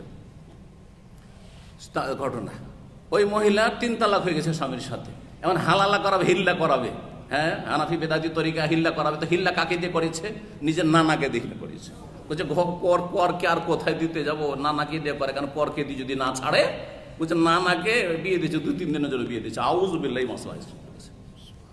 ইন্না লিল্লাহি ওয়া ইন্না ইলাইহি রাজিউন। কত অজ্ঞতা তাহলে চিন্তা করুন আপনি, জানে না। অথচ নানা বাপ, নানার বাপ, নানার দাদাও বাপ, তার দাদা, অপর পুরুষ, সব বাপ। এই জন্য তো আদম আলাইহিস সালামকে আমরা বাপ বলছি। আদম আলাইহিস সালাম নিশ্চিত আমার বাবা বা আপনাদেরও বাবা, কিন্তু বাকি অন্য লোক সম্পর্কে বলা যাবে না, তাই না? হতে পারে আমার ওপরে পড়তে পারে, আবার আপনাদের উপরে পড়তে, আমার উপরে নাও পড়তে পারে, তাই না? জি। তো নবী করিম সাল্লাল্লাহু আলাইহি ওয়াসাল্লামকে ওই সাহাবী ইমাম সাহেব বাইরে থেকে এসেছেন, বলছেন যে ইবনে আব্দুল মুত্তালিব, ইয়া নাই, ইবনে আব্দুল মুত্তালিব মানে ছিল ইবনে আব্দুল মুত্তালিব, হে আব্দুল মুত্তালিবের সন্তান। ফাকাল আল্লাহু নবী সাল্লাল্লাহু আলাইহি ওয়াসাল্লাম, নবী সাল্লাল্লাহু আলাইহি ওয়াসাল্লাম তাকে বলেন, কাদ আজাবতুকা, তোমার ডাকে সাড়া দিয়েছি বা তোমার কথা শুনছি। যেমন আমরা বলি আমাদের ভাষায় শাব্দিক অর্থ অনেক সময় করা যায় না, কারণ আরবির অলঙ্কার আলাদা, বাংলার অলঙ্কার আলাদা। বাংলায় ধরেন একটা লোক আমাকে বলছে, শেখ শুনছি, হ্যালো শেখ, সালাম আলাইকুম, শুনছি, বলুন, বলছি না? তো ওই রকমই কাদ আজাবতুকা, তোমার কথায় আমি সাড়া দিচ্ছি অথবা আমি তোমার কথা শুনছি, বলো। ফাকাল আর রাজুল, ওই লোক বললো নবী সাল্লাল্লাহু আলাইহি সাল্লামকে, ইন্নী সাইলুকা, আমি আপনাকে কিন্তু জিজ্ঞেস করব কিছু মাসলা। ফামুসাদ্দিদুন আলাইকা ফিল মাসআলাতি, আর মাসলা জিজ্ঞাসা করতে কি আমি কিন্তু কঠোরতা অবলম্বন করব। আমার ভাষাটা অত ভালো না, আমি কিন্তু কঠিন ভাষায় বলে দেবো, হয়তো একটু কার আচরণ কঠিন আচরণ হইতে পারে। ফালা তাজিদ আলাইয়া ফি নাফসিকা, আপনি কিন্তু আপনার কোনো মনোকষ্ট নেবেন না, রাগ করবেন না কিন্তু। জি হ্যাঁ, অনেকে যারা কথা বলতে ভয় পায় কথা বলতে, তো আগে একটা ভূমিকা বেঁধে না যে স্যার একটা মাসলা জিজ্ঞাসা করবো, বেয়াদবি মাফ করবেন, বলেন না, ঠিক সেম ওই রকমই আর কি। জি। ফাকালা, তখন বললেন নবী সাল্লাল্লাহু আলাইহি ওয়াসাল্লাম, সাল আম্মা বাদা লাক, তোমার যা মন চাই তাই জিজ্ঞেস করো, তোমার যা ইচ্ছা বা যা মন চাই তাই জিজ্ঞাসা করো। ফাকাল আসআলুকা বিরাব্বিকা ওয়া রাব্বি মান ক্বাবলাকা, আমি আপনাকে আপনার রবের কসম দিয়ে জিজ্ঞেস করছি এবং আপনার পূর্বে যারা এসছে তাদের যত মানুষ এসছে রবের কসম দিয়ে জিজ্ঞেস করছি। আল্লাহ আরসালাকা ইলান নাসি কুল্লিহিম, আল্লাহ কি আপনাকে যাবতীয় সারা বিশ্বের সমস্ত মানুষের জন্য পাঠিয়েছেন? আল্লাহ কি আপনাকে সমস্ত মানবতার জন্য নবী রসুল করে পাঠিয়েছেন, না বিশেষ কোনো গোত্র বংশ বা আরবদের জন্য শুধু? কারণ তিনি শুনেছেন যে এক নবী এসেছে যিনি শেষ নবী, আর শেষ নবী হচ্ছেন সারা বিশ্বের সমস্ত মানুষের নবী। ওমা আরসালনাকা ইল্লা কাফাতাল লিন্নাস ওমা আরসালনাকা ইল্লা রাহমাতাল লিল আলামিন, বিশ্বজাহানের জন্য এসেছেন তিনি। তো এই কথা যে আমি ভায়া দিয়ে শুনেছি, মানে মাধ্যম দিয়ে শুনেছি, সেটা কি ঠিক? ফাকালা, তখন নবী বললেন সাল্লাল্লাহু আলাইহি ওয়াসাল্লাম, আল্লাহুম্মা নাম, আল্লাহকে সাক্ষী রেখে বলছি যে হ্যাঁ, আল্লাহকে সাক্ষী রেখে বলছি বা আল্লাহর কসম করে বলছি যে হ্যাঁ। আরবদের এটা বলার তরিকা, নাম শুধু না বলে আল্লাহুম্মা নাম মানে কি? কে বলতে পারেন আল্লাহুম্মা মানে? ইয়া আল্লাহ। আল্লাহুম্মা আসলে কি ছিল? ইয়া আল্লাহ ছিল। এটা হচ্ছে এটা একটা গ্রামার। ইয়া আল্লাহ ছিল, ইয়াটাকে হজফ করে দেওয়া হয়েছে, ইয়াটাকে হজফ করা হয়েছে, তো বাঁচলো কি? আল্লাহ বাঁচলো। তো আল্লাহ যখন বাঁচলো, তো আল্লাহকে ডাকছি, এটা মোনাদা না আর কিছু, কেমন করে বুঝবো? তো এই বুঝানোর জন্য শেষখানে মিমের মুসাদ্দাদ, মিমের তাসদিদ, তাসদিদ ওয়ালা মিম, দুটো মিম লাগিয়ে দেওয়া হয়েছে। আল্লাহ হো ছিল, আল্লাহ হো ছিল, আর মিম মিম মুসাদ্দাদ হয়ে গেল, তাহলে কি হয়ে গেল? আল্লাহ হুম্মা। তো যে হুম্মা, এই যে মিম মিম মুসাদ্দাদ হইল, এটা কিসের জন্য? সংকেত বা ইঙ্গিত যে এই আল্লাহর আগে কি আছে? ইয়া আছে, যে ইয়াটাকে সরিয়ে দিয়ে মিমকে তার বিকল্প হিসাবে নিয়ে আসা হয়েছে। সুতরাং কি হয়ে গেল? আল্লাহুম্মা হয়ে গেল। ইয়া আল্লাহ বলেন আর আল্লাহুম্মা বলেন একই কথা। কোরআনে কারীমের অধিকাংশ দোয়াতে কি আছে বলুন তো দেখি? না, রব্বানা বা রব্বি। রব সবচেয়ে বেশি দোয়া আছে রব্বে হাবলি মিনাস সালিহিন, হ্যাঁ, রব্বে জিদনি ইলমা, বা রব্বানা বহু বচন, রব্বানা যালামনা আনফুসানা, রব্বানা আতিনা ফিদ দুনিয়া হাসানা। আর তারপরে দোয়া আছে আল্লাহুম্মা দিয়ে, আল্লাহুম্মা দিয়ে দোয়া আছে কোরআনে হাদিসে। জি, তাহলে এই দুটো নাম আল্লাহর অত্যন্ত গুরুত্বপূর্ণ আল্লাহর কাছে চাওয়ার জন্য। অধিকাংশ দোয়াগুলি তখন এই দুটো নামই এসছে, হয় আল্লাহ এসছে আর না হলে রব এসছে। সুতরাং এই দুটো নাম এই ক্ষেত্রে গুরুত্বপূর্ণ। যদিও আপনি রহমান বলেও চাইতে পারেন, ফরিদুল্লাহ তো রহমান, রহিম বলেও চাইতে পারেন, গফফার বলেও চাইতে পারেন, অসুবিধা নেই, আল্লাহ যে কোনো নামে চাইতে পারেন। এই আম্মা তাদু ফালাউল আসমাউল হোসনা, যা দিয়ে চাও না কেন, যেই নামে চাও না কেন, আল্লাহ সুন্দর সুন্দর নাম আছে সেগুলি দিয়ে চাও। বানানো বানাওয়াট নাম দিয়ে চেও না, ইয়া খোদা, হে খোদা, না এরকম করে চেও না। নবী সাল্লাল্লাহু আলাইহি ওয়াসাল্লাম বললেন যে হ্যাঁ, আল্লাহকে সাক্ষী রেখে বলছি। কাল আনশুদুকা বিল্লাহ, আপনাকে আল্লাহর কসম দিচ্ছি, আল্লাহ আমারা কান্তু সাল্লিয়া সালাওয়াতিল খামস ফিল ইয়াউমি ওয়াল লাইলা, আল্লাহর কসম দিয়ে আপনাকে জিজ্ঞেস করছি যে আল্লাহ নির্দেশ করেছেন যে প্রতিদিন রাতে 5 ওয়াক্ত সালাত পড়বেন। কাল আল্লাহুম্মা নাম, রাসূলুল্লাহ বলেন আল্লাহকে সাক্ষী রেখে বলছি হ্যাঁ অবশ্যই। কালা আনশুদুকা বিল্লাহ, আপনাকে আল্লাহর কসম দিয়ে বলছি, আল্লাহ আমার কান্তা সুমা হাজা শাহরা মিনাস সানা, আল্লাহর কসম দিয়ে আপনাকে বলছি যে আল্লাহ কি আপনাকে নির্দেশ দান করেছেন যে বছরের এই মাসটাই সিয়াম পালন করবেন, রোজা রাখবেন, অর্থাৎ রমজান মাসে। কালা আল্লাহুম্মা নাম, নবী বললেন হ্যাঁ, আল্লাহকে সাক্ষী রেখে বলছি হ্যাঁ। হ্যাঁ বললেই হয়তো, কিন্তু আল্লাহুম্মা নাম এটা আরবদের বলার বাকভঙ্গিমা ছিল যে আল্লাহর নাম নিয়ে তারা এই ধরনের কথাগুলি বলতেন। তাই নবী সাল্লাল্লাহু আলাইহি সাল্লাম সেই বাকভঙ্গিমাতেই কথা বলেছেন। যেমন আমরা নিজের কথাকে শক্ত করার জন্য আল্লাহ সাক্ষী রেখে বলছি এইটা। তারপরে বলছেন আনশুদুকা বিল্লাহ, আপনাকে আল্লাহর কসম দিয়ে বলছি, আল্লাহ আমারা কান তাখুযা হাযিহি সাদাকাতা মিন আগনিয়াইনা ফাতাকসিমু আলা ফুকারাইনা, যে আল্লাহকে আপনাকে নির্দেশ দান করেছেন যে এই সাদকা যাকাত আমাদের বিত্তবান ধনীদের কাছ থেকে নেবেন, সচ্ছলদের কাছ থেকে নেবেন, ফাতাকসিমু আলা ফুকারাইনা, তারপরে সেটা ভাগ বন্টন করে দেবেন যারা আমাদের সমাজের দরিদ্র তাদের মাঝে। এটাকে আল্লাহ হুকুম করেছেন আপনাকে। ফাকালান নবী সাল্লাল্লাহু আলাইহি ওয়াসাল্লাম বলেন, আল্লাহুম্মা নাম, আল্লাহকে সাক্ষী রেখে বলছি হ্যাঁ। ফাকাল আর রাজুল, তখন ওই লোক বলল, আমানতু বিমা জিতা বিহি, আপনি যা নিয়ে এসেছেন তার প্রতি আমি ঈমান নিয়ে আসলাম। ঈমান নিয়ে এসেছেন উনি শুনেই, কিন্তু তারপরে জিজ্ঞাসা করতে এখানে তাহলে নবায়ন করলেন। কি করলেন? এখন সরাসরি ঈমান নিয়ে আসলে রাসূলুল্লাহ সাল্লাল্লাহু আলাইহি সাল্লামের উপর সামনাসামনি এসে। এখান থেকে ওলামার ইস্তেমবাদ করেছেন একটি মাসআলা, সেটা হচ্ছে যে যদি নিজের সনদকে, সনদের যুগে, আমাদের তো আজকাল সনদ নেই আপনাদের শিক্ষার ক্ষেত্রে, কিন্তু সনদ যেখানে সিলসিলা সনদ বা ইজাজার বিষয় রয়েছে, যদি সনদটা আমার লম্বা হয়ে যায়, সেই সনদকে শর্ট করার জন্য, যেমন একটা মাসলা বড় একজন মুহাদ্দিস থেকে বা একটা হাদিস জানার জন্য ধরেন মাঝখানে 5 জন আছে, 5 জন ওস্তাদ। ইমাম বুখারীর অধিকাংশ হাদিসে ধরেন বা 6 জন করে ওস্তাদ আছে, ইমাম বুখারী থেকে নবী সাল্লাল্লাহু আলাইহি ওয়াসাল্লাম পর্যন্ত। আরেকটা সূত্রে 3 পৌঁছাইতে পারছেন। তাহলে যদি এইরকম শর্ট সূত্র থাকে, তাহলে চেষ্টা করা যে আমি তো এটা এই হাদিসটাকে আমি 5 জন ওস্তাদের মাধ্যমে নবী সাল্লাল্লাহু আলাইহি ওয়াসাল্লাম থেকে জেনেছি, আমি দেখি যদি কারো কাছে 3 জনের মাধ্যমে পেয়ে যাই তো ভালো কাজ, তাহলে ভালো কাজ। কারণ এই লোক ইসলাম কবুল করে নিয়েছিল নিজের ওই গ্রামে, ওই বেদুইন এলাকাতে, যথেষ্ট ছিল তার জন্য ইসলাম পড়া, তারপরে সব কথা শুনেছে। কিন্তু আল্লাহ 5 ওয়াক্ত সালাত ফরজ করেছেন, নবীকে সারা বিশ্বের মানুষের জন্য আল্লাহ পাঠিয়েছেন, তারপরে যাকাত ফরজ করেছেন, সিয়াম ফরজ করেছেন, সব তো জেনে নিলেন, তাহলে আমল করলেই তো হইতো। কিন্তু না, আমি এখন মাধ্যম দিয়ে নয়, সরাসরি নবী করিম সাল্লাল্লাহু আলাইহি ওয়াসাল্লামের কাছে গিয়ে দিন জানবো। জি, এটা ভালো।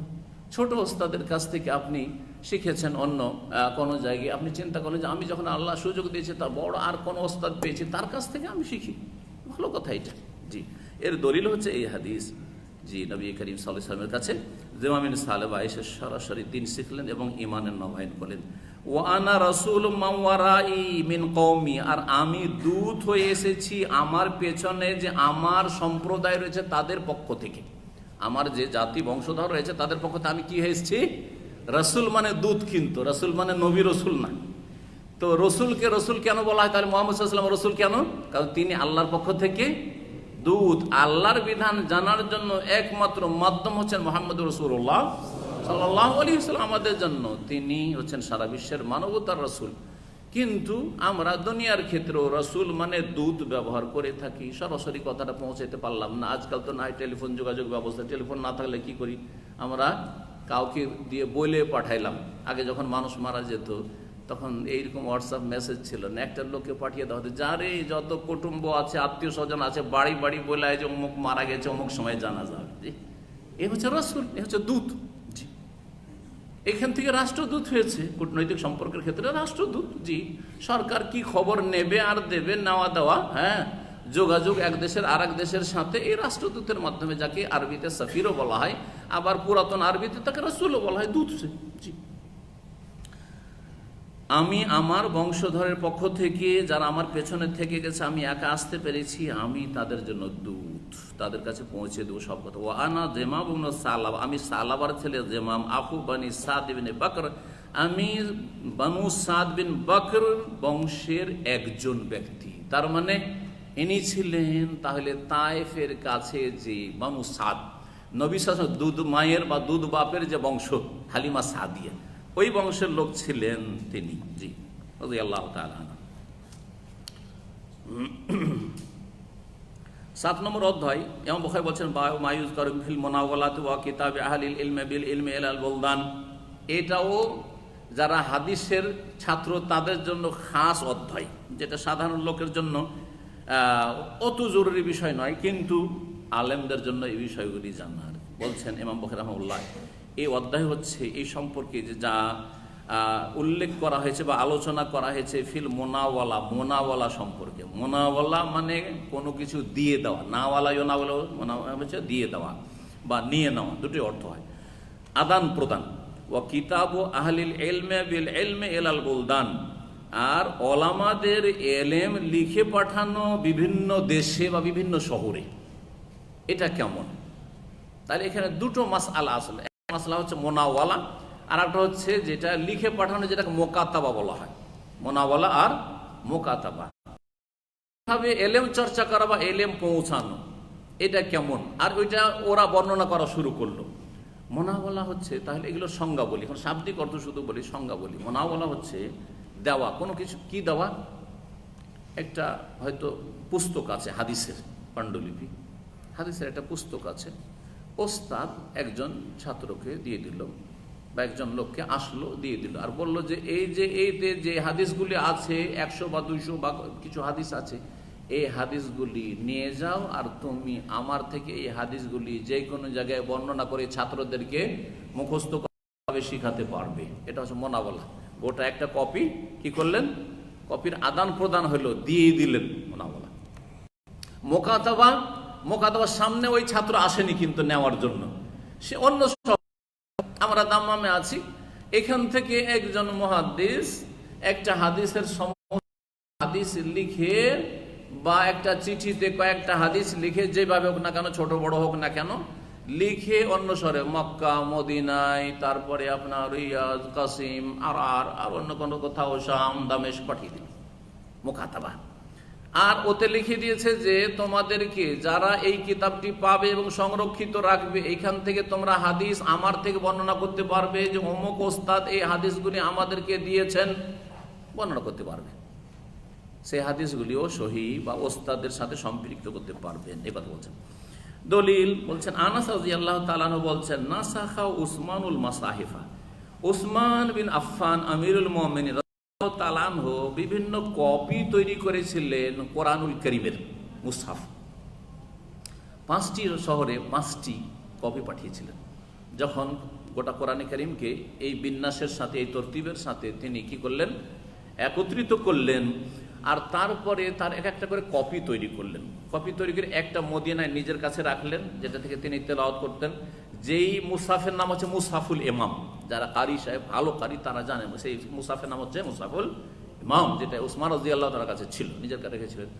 একটি মক্কায় পাঠিয়ে দিলেন, 3 নম্বরে একটি পাঠালেন দামেস্কে, একটি পাঠিয়ে দিলেন আপনার কুফাতে, জি, একটি পাঠিয়ে দিলেন মেসরে, এইভাবে আর কি। তো 5টি শহরে 5টি কপি তিনি কি করেছিলেন? পাঠিয়ে দিয়েছিলেন। এই যে কোরআন পাঠিয়ে দিলেন মদিনা থেকে লিখে, আর ওই বিভিন্ন শহরের লোকদের কাছে কোরআনের কপি যখন গেল, তখন তারা ওই কোরআন তেলাওয়াত করেছে না করেনি? না বলেছে আমরা কি করে জানবো যে এটা উসমান রাদিয়াল্লাহু পক্ষ থেকে এসেছে, আর এটাই বা ঠিক কি করে জানবো, কম বেশি হয়নি, বলেছেন কি? সবার ইজমা হয়ে গেছে এবং এই আমল করেছে এবং তেলাওয়াত করেছে, তাই বলছেন। এখান থেকে বোঝা গেল, যখন কোরআন পাঠানো জায়েজ কপি করে উসমান রাদিয়াল্লাহু তাআলা আনহুর, ওই রকমই হাদিস যদি এখান থেকে লিখে আমি কোথাও পাঠাই, আর সেখানকার লোকেরা যদি আমার থেকে বর্ণনা করে আর তাতে আমার পারমিশন থাকে, তাহলে সেটা জায়েজ বা বৈধ। ফাবাসা বিহা ইলাল আফাক, বিভিন্ন দিগন্তে পাঠিয়েছিলেন, মানে বিভিন্ন শহরে, আফাক দিগন্তকে বলা হয়। ওরা আব্দুল্লাহ বিন ওমর ওয়া ইয়াহইয়া বিন সাঈদ ওয়া মালিক যালিকা জায়েজান, প্রখ্যাত সাহাবী আব্দুল্লাহ বিন ওমর রাদিয়াল্লাহু আনহুমা, ইয়াহইয়া বিন সাঈদ আল কাত্তান, ইমাম মালিক, তারা এটাকে জায়েজ বলেছেন, অসুবিধা নেই। এক জায়গা থেকে আরেক জায়গায় লিখে পাঠানো যায়, মুকাতাবা, আবার দিয়ে দেওয়া যায় কাউকে যে হাদিস বর্ণনা করো। ওয়াহাতাজ্জা বাযু আহলে হিজাজ ফিল মুনাওয়ালা, দলিল কি তাহলে? এটা যে জায়েজের দলিল বলছেন, কিছু হেজাজের মুহাদ্দিস আলেমরা দলিল পেশ করেছেন মুনাওয়ালার ক্ষেত্রে, মানে একটা সমষ্টি দিয়ে দিলাম আর বর্ণনা করতে দিয়ে দিলাম, অথচ পড়ে শোনাইলাম না, কিন্তু হাদিস কিন্তু পড়ে শোনানো হয়নি, আর ও ছাত্রও পড়েনি, হাদিসটা লেখা আছে দিয়ে দিলাম, এটা আমার থেকে রওয়ায়াত করতে পারো। দলিল কি পেশ করেছেন? নবী সাল্লাল্লাহু আলাইহি ওয়াসাল্লামের সেই হাদিস পেশ করেছেন, বিহাদিসের নবী সাল্লাল্লাহু আলাইহি ওয়াসাল্লাম হাইসু কাতাবা লি আমিরিস শরিয়াতি কিতাবান, রাসূলুল্লাহ সাল্লাল্লাহু আলাইহি ওয়াসাল্লাম এক অভিযানের যিনি সেনা প্রধান ছিলেন, আমির ছিলেন, তাকে লিখেছিলেন একটি চিঠি, লিখে দিয়ে দিলেন।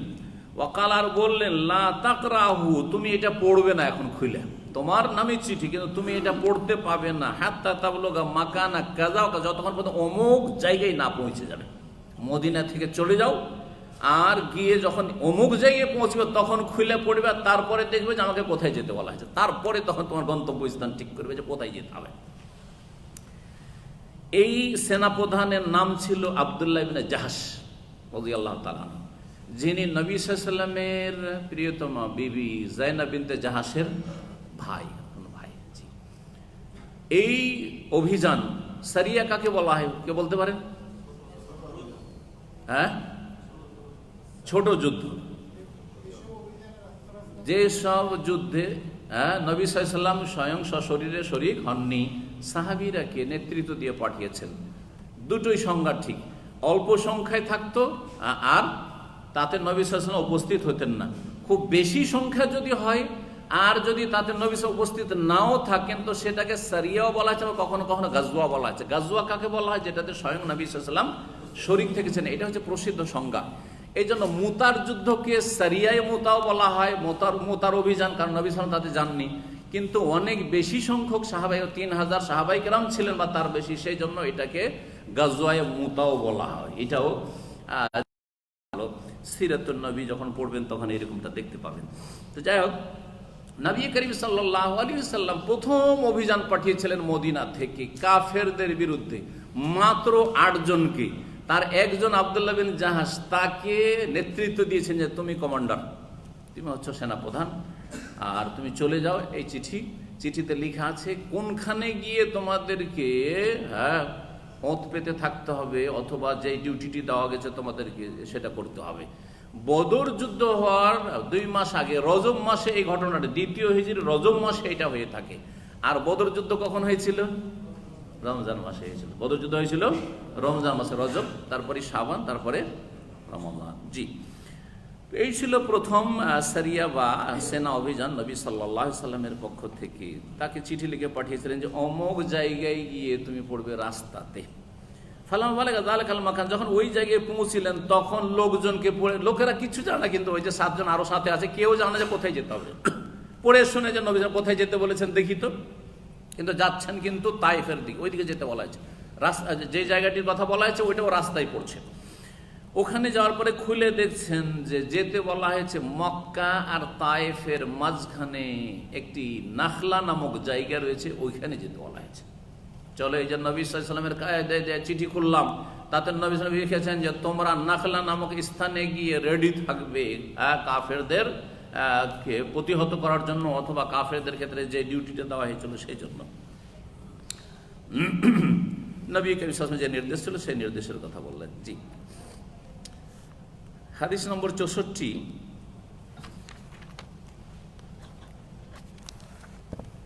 আব্দুল্লাহ বিন আব্বাস রাদিয়াল্লাহু তাআলা আনহু থেকে বর্ণিত, আখবরাহু, তিনি বলছেন তার ছাত্রকে, মানে ওবাইদুল্লাহ বিন আব্দুল্লাহ বিন উতবা বিন মাসউদকে, আন্না রাসূলুল্লাহ সাল্লাল্লাহু আলাইহি ওয়াসাল্লাম বাসা বিকিতাবিহি রাজুলান, রাসূলুল্লাহ সাল্লাল্লাহু আলাইহি ওয়াসাল্লাম তার এক চিঠি এক লোককে দিয়ে পাঠিয়েছিলেন। এই চিঠি ছিল রাজার নামে চিঠি। কোন রাজা? সেই যুগের বড় শক্তিশালী 2 রাজা ছিল। অনেক রাজাই ছিল, কিন্তু সেই যুগের পরাশক্তি বলা যেতে পারে 2টো ছিল। একটা হচ্ছে রোম সাম্রাজ্য, যেটা বর্তমান ইউরোপ, আর আরেকটা হচ্ছে পারস্য সাম্রাজ্য, যেটা বর্তমান একবারে ছোট হইতে হইতে ইরানে সীমিত হয়ে গেছে। যারা ছিল অগ্নিপূজক মজুস, তাহলে শিয়া রাফেজিদের পূর্বপুরুষরা হচ্ছে মজুস, অগ্নিপূজক, আর তাদের ধর্মকে ধ্বংস করেছে, ভ্রান্ত ধর্মে তাদেরকে ঠেলে দিয়েছে ইহুদি চক্রান্ত, আব্দুল্লাহ বিন সাবা ইহুদির চক্রান্ত। সে মুনাফিক, ইসলাম বাহ্যিক কবুল করে অতিরঞ্জন করা শুরু করে আলী সম্পর্কে, হাসান হোসেন সম্পর্কে, আলে বাইর সম্পর্কে, আর তারপরে এদেরকে পথভ্রষ্ট করে। আর মুসলিম শাসক খোলাফায়ে রাশেদিন বিশেষ করে উসমান রাদিয়াল্লাহু তাআলা আনহুর বিরুদ্ধে সে ষড়যন্ত্র করতে থাকে, আর তারপরে যেসব দুর্ঘটনা ইসলামের ইতিহাসে ঘটেছে সেসব ঘটে থাকে। তো রাসূলুল্লাহ সাল্লাল্লাহু আলাইহি সাল্লাম তার শেষ জীবনে চিঠি লিখেছিলেন 6 জন রাজার কাছে। তার একজন রোমের রাজা কাইসার, যার ঘটনা আমরা ওহির পর্বে পড়েছি, আর আরেকজন ছিল রোমের রাজা, আরেকজন ছিল আবেশিনিয়া হাবশার রাজা, এইভাবে। জি, তো এই চিঠি সরাসরি কিন্তু পারস্য দেশ পৌঁছানো হয়নি। এই চিঠি পৌঁছানো হয়েছিল আমরা যেই জায়গায় বসে আছি এই এলাকায়। দাম্মাম সেটা ছিল না, কারণ দাম্মাম তখন সাগরের তলায় ছিল। দাম্মামের বয়স 100 বছর বলা হচ্ছে, বা তার একটু কম বেশি, 100 বছর। তার আগে এটা কি ছিল, সব সাগর সমুদ্র ছিল। তবে আলহাসার নাম এসেছে, কাতিফের নাম এসেছে, দারিনের নাম এসেছে, নবী সাল্লাল্লাহু আলাইহি ওয়াসাল্লামের আমল এগুলো ছিল। তো এই সমস্ত এরিয়াটাকে সেই যুগে বাহরাইন বলা হইতো। এর আগে অনেক আলোচনাতে আমি বলেছি, যারা নিয়মিত আলোচনা শুনে। এখনকার বাহরাইন তখন কোনো অস্তিত্বই ছিল, কোনো অস্তিত্ব ছিল না তার। বর্তমান যে বাহরাইন একটা দেশ, তখনকার বাহরাইন বা কি ছিল, আল্লাহা থেকে শুরু করে আপনার এদিকে নারিয়া, গারিয়া, সবজি এ পর্যন্ত যতগুলি এলাকা আছে, বিশেষ করে এই কাতিফ আর দারিনি বলি, বেশি দূর না গিয়ে এইসব এলাকা আছে, এগুলো ছিল কি বাহরাইন। বাহরাইন কেন বলা হয়, একটা মজার, বাহরাইন কেন বলা হয়? দুটো সাগর আছে এখানে, বাহরাইন মানে 2 সাগর। জি হ্যাঁ, সুবহানাল্লাহ। আজকে জুমা মসজিদে যাচ্ছি, গাড়িতে বসে আছি, তো আমার ছোট ছেলে 4 নম্বর, যেটা আব্দুল মজিদ, এই বাহরাইনের কথা কি কথায় বাহরাইনের কথা চলে এসেছে। আব্বু বাহরাইনকে বাহরাইন কেন বলা হয়? তো মাদ্রাসায় পড়ে, আরবি ক্লাস 5-এ। তো যে বাহরাইন তো তাসনিয়া, 2টো সাগর, তো বাহরাইনকে বাহরাইন কেন বলা হয়? ওয়াল্লাহি আমার একবার পড়েছিলাম, ভুলে গেছিলাম। তো আমি চিন্তা করলাম যে না, ছেলে হইলেও আন্দাজি গুলি মারা জায়েজ নয় আমার জন্য। সুতরাং বললাম যে বাবা, আমি অনেকদিন আগে পড়ে, তবে আমি এটাকে ভালো করে দেখে তোমাকে পরে জানাবো। সেটা অবশ্য কাজবশত মনে হয় বাসায় চলে গেছে, কিন্তু আপনাদেরকে এই ওসিলাতে আপনাদের এই নলেজটা বাড়বে, শিখাবে। আমি প্রথম আমার অফিসে এসে জুমার খুতবার অনুবাদ শেষ করে এসে প্রথম আমি এটাকে সন্ধান দিলাম, সার্চ। তারপরে আলহামদুলিল্লাহ সেটা উদ্ঘাটন করলাম, আর এলেমটা নবায়ন করলাম। একসময় পড়েছিলাম, কত যে স্মৃতিতে আসে আর ভুলে যায় আমরা। না হইলে এলেমের পাহাড় হয়তো হয়ে যেতে পারতাম, তাই না? পড়াশোনা করেছি, কিন্তু মনে কমই থাকে। এই কমের মধ্যে আলহামদুলিল্লাহ যেন বরকত দান করেন। তো বাহরাইনে যা পড়লাম এখন নতুন, আর ওইটাই আগের পুরাতন নলেজ ছিল, যেটা নবায়ন, সেটা শোনাই আপনাদেরকে। মজার কথা, বাহার 1 সাগর আর বাহরাইন মানে 2 সাগর। তো এই এলাকায় যে আসলে লোনা পানি, সাগর মানে কি লোনা পানি, এই লোনা পানির মাঝেই সেই যুগে কিছু এলাকা ছিল যেখানে মিষ্টি পানি ছিল। তাহলে একটা সাগর হচ্ছে মিষ্টি পানির সাগর, আর এটা হচ্ছে লোনা পানির সাগর। হ্যাঁ, আর সেটা সাগরের আকার ছিল না, সাগর মানে তো লোনা পানি, কিন্তু সেটা ছিল কি বেশ কিছু ঝর্ণার আকারে, ফোয়ারা, ঝর্ণার মতো পানি বেরোচ্ছে, আর সেখান থেকে মিষ্টি পানি বেরোচ্ছে, অথচ সাগর এরিয়াতে চারিদিকে লোনা পানি, ওর মাঝখানে কোনো দ্বীপ আছে, দ্বীপ থেকে কি বেরোচ্ছে, মিষ্টি পানি বেরোচ্ছে। মানুষরা যখন পানিপথে এই আপনার এই যে খালিজ বা গালফ, যে আপনার সাগর যার পাশে আমরা বসে আছি এখানে দাম্মামে, এখান দিয়ে সফর করতে, তখন ওই মিষ্টি পানি তারা জানতো যে অমুক জায়গায় মিষ্টি পানি পাওয়া যায়, পানীয় বা সুপেয় পানি পাওয়া যায়।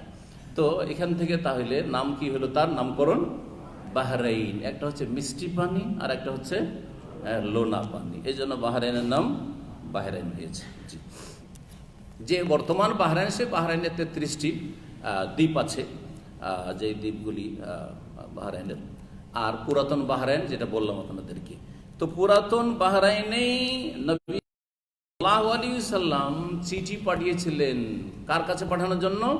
পারস্য দেশের মহারাজার কাছে চিঠি পৌঁছানোর জন্য। কিন্তু ডাইরেক্ট যাওয়ার ব্যবস্থা ছিল না বা পৌঁছানোর ব্যবস্থা ছিল না, সেই জন্য ইরানের পক্ষ থেকে বা পারস্য সাম্রাজ্যের পক্ষ থেকে যে এই এলাকা তাদের দখলে ছিল, কিন্তু এই এলাকা সেই সময় 1400 বছর আগে তাদের দখলে ছিল।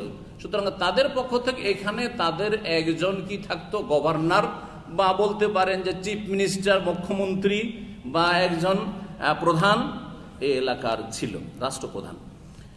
তো চিঠি নিয়ে আসলেন যেই সাহাবী, তার নাম ছিল আব্দুল্লাহ বিন হুযাফা সাহমি। তার নাম ছিল আব্দুল্লাহ বিন হুযাফা সাহমি। তিনি চিঠি নিয়ে আসলেন।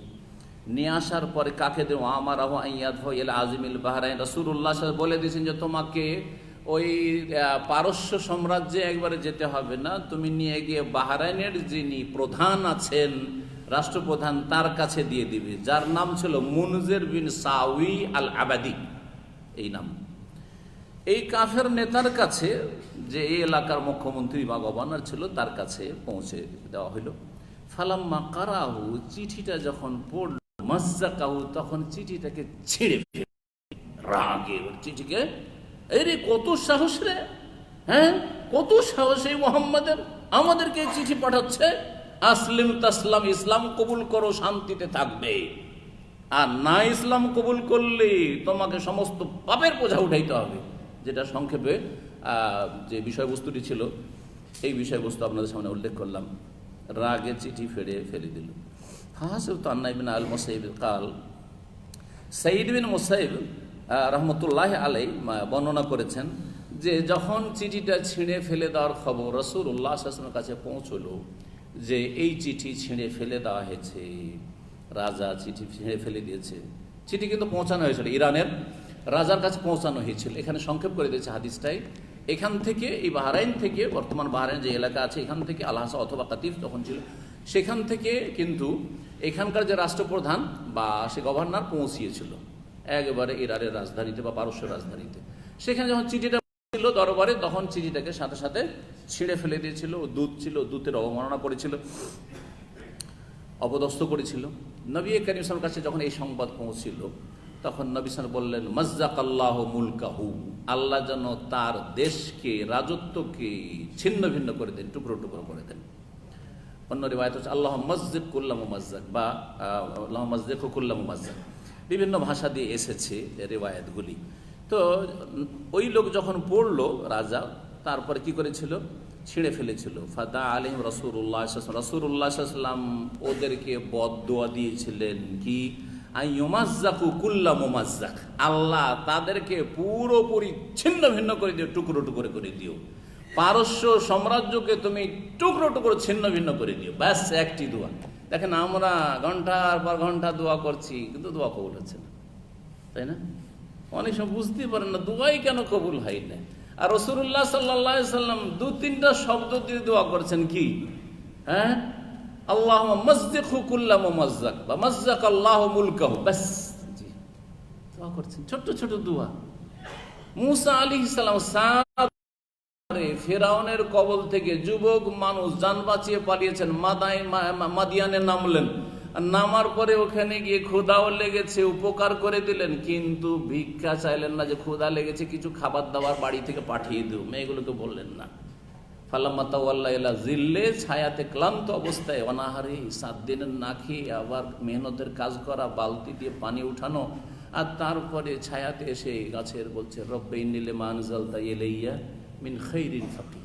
একটি দোয়া, ছোট্ট, কত ছোট দোয়া, রব্বে ইন্নী লিমা আনজালতা ইলাইয়া মিন খাইরিন ফাকির, আল্লাহ আমার জন্য যে রুজি তুমি দুনিয়াতে নাজিল করেছো সেটার আজকে আমি মুখাপেক্ষী হয়েছি, দরকার খেতে হবে, হারামকে বর্জন করতে হবে, অবশ্যই দোয়া আল্লাহ শুনবেন, অবশ্যই শুনবেন। জি, আল্লাহ যেন আমাদেরকে সংশোধন করার তৌফিক দান করেন।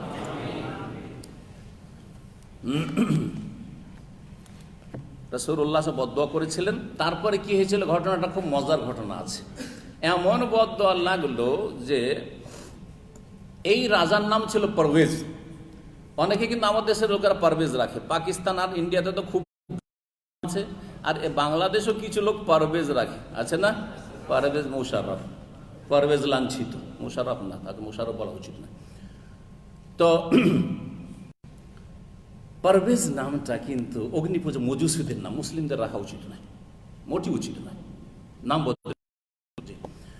তো এই পারভেজ ছিল, আর তার ছেলের নাম ছিল শেরওয়ান, শেরওয়ান তার নাম ছিল। ছেলে ছিল লুচ্চা, চরিত্রহীন। ছেলের বদ চরিত্রে রাজা বাবা খুব অশান্তিতে ছিল, খুব অশান্তিতে ছিল। আর ছেলে এত বদ যে বাপ মরে না, কখন মরবে যে রাজত্ব পাবো, তো বাপকে হত্যা করেছিল, বাপকে হত্যা করেছিল। বাপকে যখন হত্যা করেছিল সেই সময় আহত অবস্থায় ছিল, আমাকে মারলি তুই এরকম করে, তো ঠিক আছে তোকেও মারার ব্যবস্থা করছি, তোকেও মারার ব্যবস্থা করছি। মর অবস্থায় ওই সময় ওর বড় বড় রাজাদের তো ওষুধ পানির ব্যবস্থা থাকে, তো তার বিশাল ফার্মেসি, নিজের রাজার রাজদরবারের ফার্মেসি, সেই ফার্মেসিতে অনেক রকমের ওষুধ রাখা আছে। সেই ওষুধগুলির মধ্যে একটি বোতলে বিষ মিশিয়ে দিয়ে তার উপরে লেবেল লাগিয়ে দিল রাজা, লেবেল লাগিয়ে দিয়ে বা লাগিয়ে দেওয়ার ব্যবস্থা করলো। তাতে লিখে দিল যে দাওয়াউন মুকাউউল লিল জিন, এই এমন ওষুধ যেটা সহবাসে শক্তি যোগান দেবে, হ্যাঁ, সহবাস করার এনার্জি ক্ষমতা এতে পাইতে হবে। লিখে দিল, লেবেল লাগিয়ে দিল। বেটা তো লুচ্চা, যখন ঢুকবে আমি তো মরেই যাবার, বাঁচবো না শেষ অবস্থায়, যখন ঢুকবে আর ঢাক ঢাক করে খাবে, সাথে সাথে ও মরবে, আমি মরলাম তো ওকে মেরে যাব। আর তারপরে ঠিকই বাপ মরে গেল, রাজা হইলো, ঢুকলো, দেখি বাপের কি ওষুধ পানি আছে, দেখছে লেখা আছে, আরে আমার তো দিনে কয়েকটা করে লাগে, শত শত, হ্যাঁ, লাইন ধরে আছে, হ্যাঁ, লুচ্চা। দেখছে দাওয়াউন মুকাউউল লিল জিমা, কাজ হয়ে গেছে, সাথে সাথে সিংহাসনে বসার আগে ডাক ডাক করে পান করেছে। হ্যাঁ, লুচ্চামি করবে সেই জন্য, সাথে সাথে শেষ, অবশেষ বাপও শেষ, বেটাও শেষ। বাপের হাতে বেটা খুন, বেটার হাতে বাপ খুন, দুইজনে শেষ। তারপরে বাঁচল একজন মহিলা, ওর মেয়ে ছিল, আর ছেলে সন্তান নেই। তখন ওই রানী, হ্যাঁ, পারস্য দেশের রাজত্বে ক্ষমতায় বসলো। নবী করিম সাল্লাল্লাহু আলাইহি ওয়াসাল্লাম সংবাদ পেলেন যে ওই রাজাও মরেছে, রাজার ছেলেও মরেছে, এখন ওই রাজার মেয়ে এখন রানী হয়ে দেশ পরিচালনা করছে, দেশ শাসন করছে। নবী সাল্লাল্লাহু প্রসিদ্ধ হাদিসটি ওই ক্ষেত্রে বলা হয়েছে, প্রেক্ষাপট হাদিসটির, লা ইউফলিহা কওমুন ওয়াল্লাউ আমরাহুম ইমরা, ওই জাতি কখনো সফল হবে না, সাকসেস হবে না যারা নিজেদের নেতৃত্ব দিয়ে দেবে কাকে? নারীকে। জি, সুতরাং নেতৃত্ব স্বেচ্ছায় যদি না দেন, খুশি হয়ে না দেন, পেছনে পেছনে না ঘোরেন, তাহলে আপনি এর থেকে মুক্ত। আলহামদুলিল্লাহ, আলহামদুলিল্লাহ, এতটুকু থাকাই যথেষ্ট। এই নয় যে বিদ্রোহ ঘোষণা করতে হবে, এই নয় যে একবারে বয়ান দিতে হবে লম্বা লম্বা, এই নয় যে আন্দোলন করতে হবে আর বিপ্লব ঘটাতে হবে, না না না, এসব কিছু না, এসব ফিতনাবাজদের কাজ। আপনার কাজ হচ্ছে থেকে প্রতিবাদ করেন, ঘৃণা করেন সর্বনিম্ন, এবং কথার দ্বারা প্রকাশ করে দেন যে বৃহৎ নেতৃত্বে নারীদের আসা জায়েজ নয়। আপনি এই নয় যে এই নারীর চাইতে এই নারী ভালো আছে, কিছু লোকের আছে, ইসলামী সেন্টার আছে, এ ভালো না কিন্তু এ ভালো। আরে ভাই, নারী তো নারী, নারী তো নারী, কেন একটার প্রশংসা আর একটার কুৎসা কেন? এই চরিত্র কেন আপনার? এখন আপনি ইসলাম শিখেননি, তাহলে এখন ইসলাম শিখাতে আপনার ত্রুটি আছে, সংশোধন করুন। ঠিক, কিছু ইসলামপন্থী আছে, হ্যাঁ, ওরা দেখলো এই নারীর সাথে পোষাইল না, একসময় পোষিয়েছিল, হ্যাঁ, একসময় পোষায়নি, এর সাথে যখন হটাইতে হয়েছিল তখন বসিয়েছিল একসময় ওই নারীর সাথে, যখন এর সাথে বসানো হচ্ছে আর ধরলো, এই জন্য আল্লাহ লাঞ্ছিত করেছেন। হ্যাঁ, মার খেতে হচ্ছে, এটা তরিকা না। এই তরিকা থেকে ইসলামপন্থীদের ফিরে আসা উচিত, সঠিক ইসলামটা শেখা উচিত এবং সঠিক ইসলামের দিকে ফিরে আসা উচিত। আল্লাহ যেন তৌফিক দান করেন। তো কথা লম্বা হয়ে যাচ্ছে, একটি হাদিস আর আছে, শেষ করে নেওয়া ভালো হবে সংক্ষেপে। সেটা হচ্ছে আনাস রাদিয়াল্লাহু তাআলা বর্ণিত হাদিস নম্বর 65। কাতাবান নবী কিতাবান, নবী সাল্লাল্লাহু আলাইহি ওয়াসাল্লাম একটা চিঠি লিখলেন আরেকবার, আরাদা আন ইয়াকতুবা, চিঠি লিখতে চাইলেন। তখন তাকে বলা হইল যে আপনি যে চিঠি লিখছেন রাজা বাদশাদেরকে পাঠানোর জন্য, ওরা কিন্তু বিনা সিলে, বিনা স্টাম্পে চিঠি নেই না। দুনিয়ার নীতি হচ্ছে যে বিনা স্টাম্প, যদি মোহর না থাকে, সিল মোহর না থাকে, তো চিঠি গ্রহণ তারা করবে না বা গুরুত্ব দেবে না। এখনো একটা চিঠির গুরুত্বের জন্য কয়টি জিনিসের প্রয়োজন? কয়টি জিনিসের প্রয়োজন? সুবহানাল্লাহ, দুনিয়ায় জানছেন না মনে হয়েছে? দুইটা, মাশাআল্লাহ। দুইটা কি? একটা সাইন, সই, আর একটা হচ্ছে একটা সিল মোহর লাগবে। এই দুটো না থাকলে চলে না। জি, এমনি সাদা যদি লিখে সার্টিফিকেট আপনাকে দিয়ে দেয়, চলবে? এটা সাদা সার্টিফিকেট, ওতে সিলও নাই, সাইনও আর ইয়েও নাই, স্বাক্ষরও নাই, চলবে? চলবে না। তো নবী সাল্লাল্লাহু আলাইহি ওয়াসাল্লাম বলা হলো ইন্নাহুম লা ইয়াকরাউনা কিতাবান, ওরা এই চিঠি পড়েও দেখবে না, ইল্লা মাকতুবান, যতক্ষণ পর্যন্ত তাতে সিল মোহর না থাকবে। তখন নবী সাল্লাল্লাহু আলাইহি ওয়াসাল্লাম সিল মোহর তৈরি করলেন। কিসের? আংটিতে সিল মোহর। ফাত্তাখাযা খাতামিন ফিদ্দাতিন, একটি চাঁদির বা রূপার আংটি গ্রহণ করলেন, যাতে নকশা করা ছিল, নকশু মুহাম্মাদুর রাসূল আল্লাহ। 3 লাইনে 3টা অক্ষর লেখা ছিল, 3টা শব্দ লেখা ছিল, মুহাম্মদ, রাসূল, আল্লাহ। মিলিয়ে পড়েন তো, মুহাম্মাদুন রাসূলুল্লাহ, মুহাম্মদ আল্লাহ রসুল। জি হ্যাঁ, এখনো বড় বড় যারা সৌদি আরবের কাজী, আমি প্রধান কাজীদের সাথে বসেছি এখানকার আদালতগুলিতে, তারা কিন্তু আলাদা সিল না, ওই আংটি, একজন বিশেষ করে একজন যিনি প্রধান, তার কাছে দেখেছি আংটিতে কিন্তু তার নাম লেখা আছে। আর ওই আংটি হয়তো ব্যবহার নাও করতে পারেন, কিন্তু আংটি লাগিয়ে দেবেন এইভাবে, ওই সুন্নতটাকে ধরে রাখার জন্য। আর এমনিও স্টাম্প রাখা যেতে পারে, কোনো অসুবিধা নেই। নবী সাল্লাল্লাহু আলাইহি ওয়াসাল্লামের এইরকম নকশা করা ছিল। তা পুরুষদের জন্য একটি চাঁদের আংটি জায়েজ, প্রয়োজন থাক আর নাই থাক, সিলমোহর থাক আর নাই থাক, এমনি থাক, হ্যাঁ, তাতে পাথর লাগানো থাক জায়েজ, কিন্তু স্বর্ণের আংটি পুরুষের জন্য হারাম। আমাদের দেশের মূর্খ লোকেরা কি বলে, বাইরে গিয়ে কোথায় যদি মরে যায় তো তার জানাজা কাপনের ব্যবস্থা কি করে হবে, সেই জন্য একটা স্বর্ণের নাকি আংটি চলবে। এটা মূর্খদের ফতোয়া। রাওয়াহু মুসলিমুন, কোন জাহেল মুসলিমে বর্ণনা করেছে, কোন জাহেল মূর্খ মুসলিমে বর্ণনা করেছে এই ফতোয়া। আল্লাহ যেন হেফাজত করেন। জাযাকুমুল্লাহ খাইরান। এই হাদিসগুলি থেকে কি বোঝা গেল যে নবী সাল্লাল্লাহু আলাইহি ওয়াসাল্লাম যখন চিঠি পাঠাতেন আর চিঠিতে ইসলামের দাওয়াত ছিল, তাহলে কেউ যদি হাদিস লিখে পাঠায় আর সেটা যদি অনুমতি দেয় যে এটা আমার পক্ষ থেকে বর্ণনা করতে পারো, তাহলে কোনো অসুবিধা নেই। এই হচ্ছে দলিল। বারাকাল্লাহু ফিকুম। এখানে আমাদের আলোচনা শেষ করছি। জাযাকুমুল্লাহ খাইর। সুবহানা রাব্বিকা রাব্বিল ইজ্জাতি আম্মা ইয়াসিফুন ওয়া সালামুন আলাল মুরসালিন আলহামদুলিল্লাহি রাব্বিল আলামিন।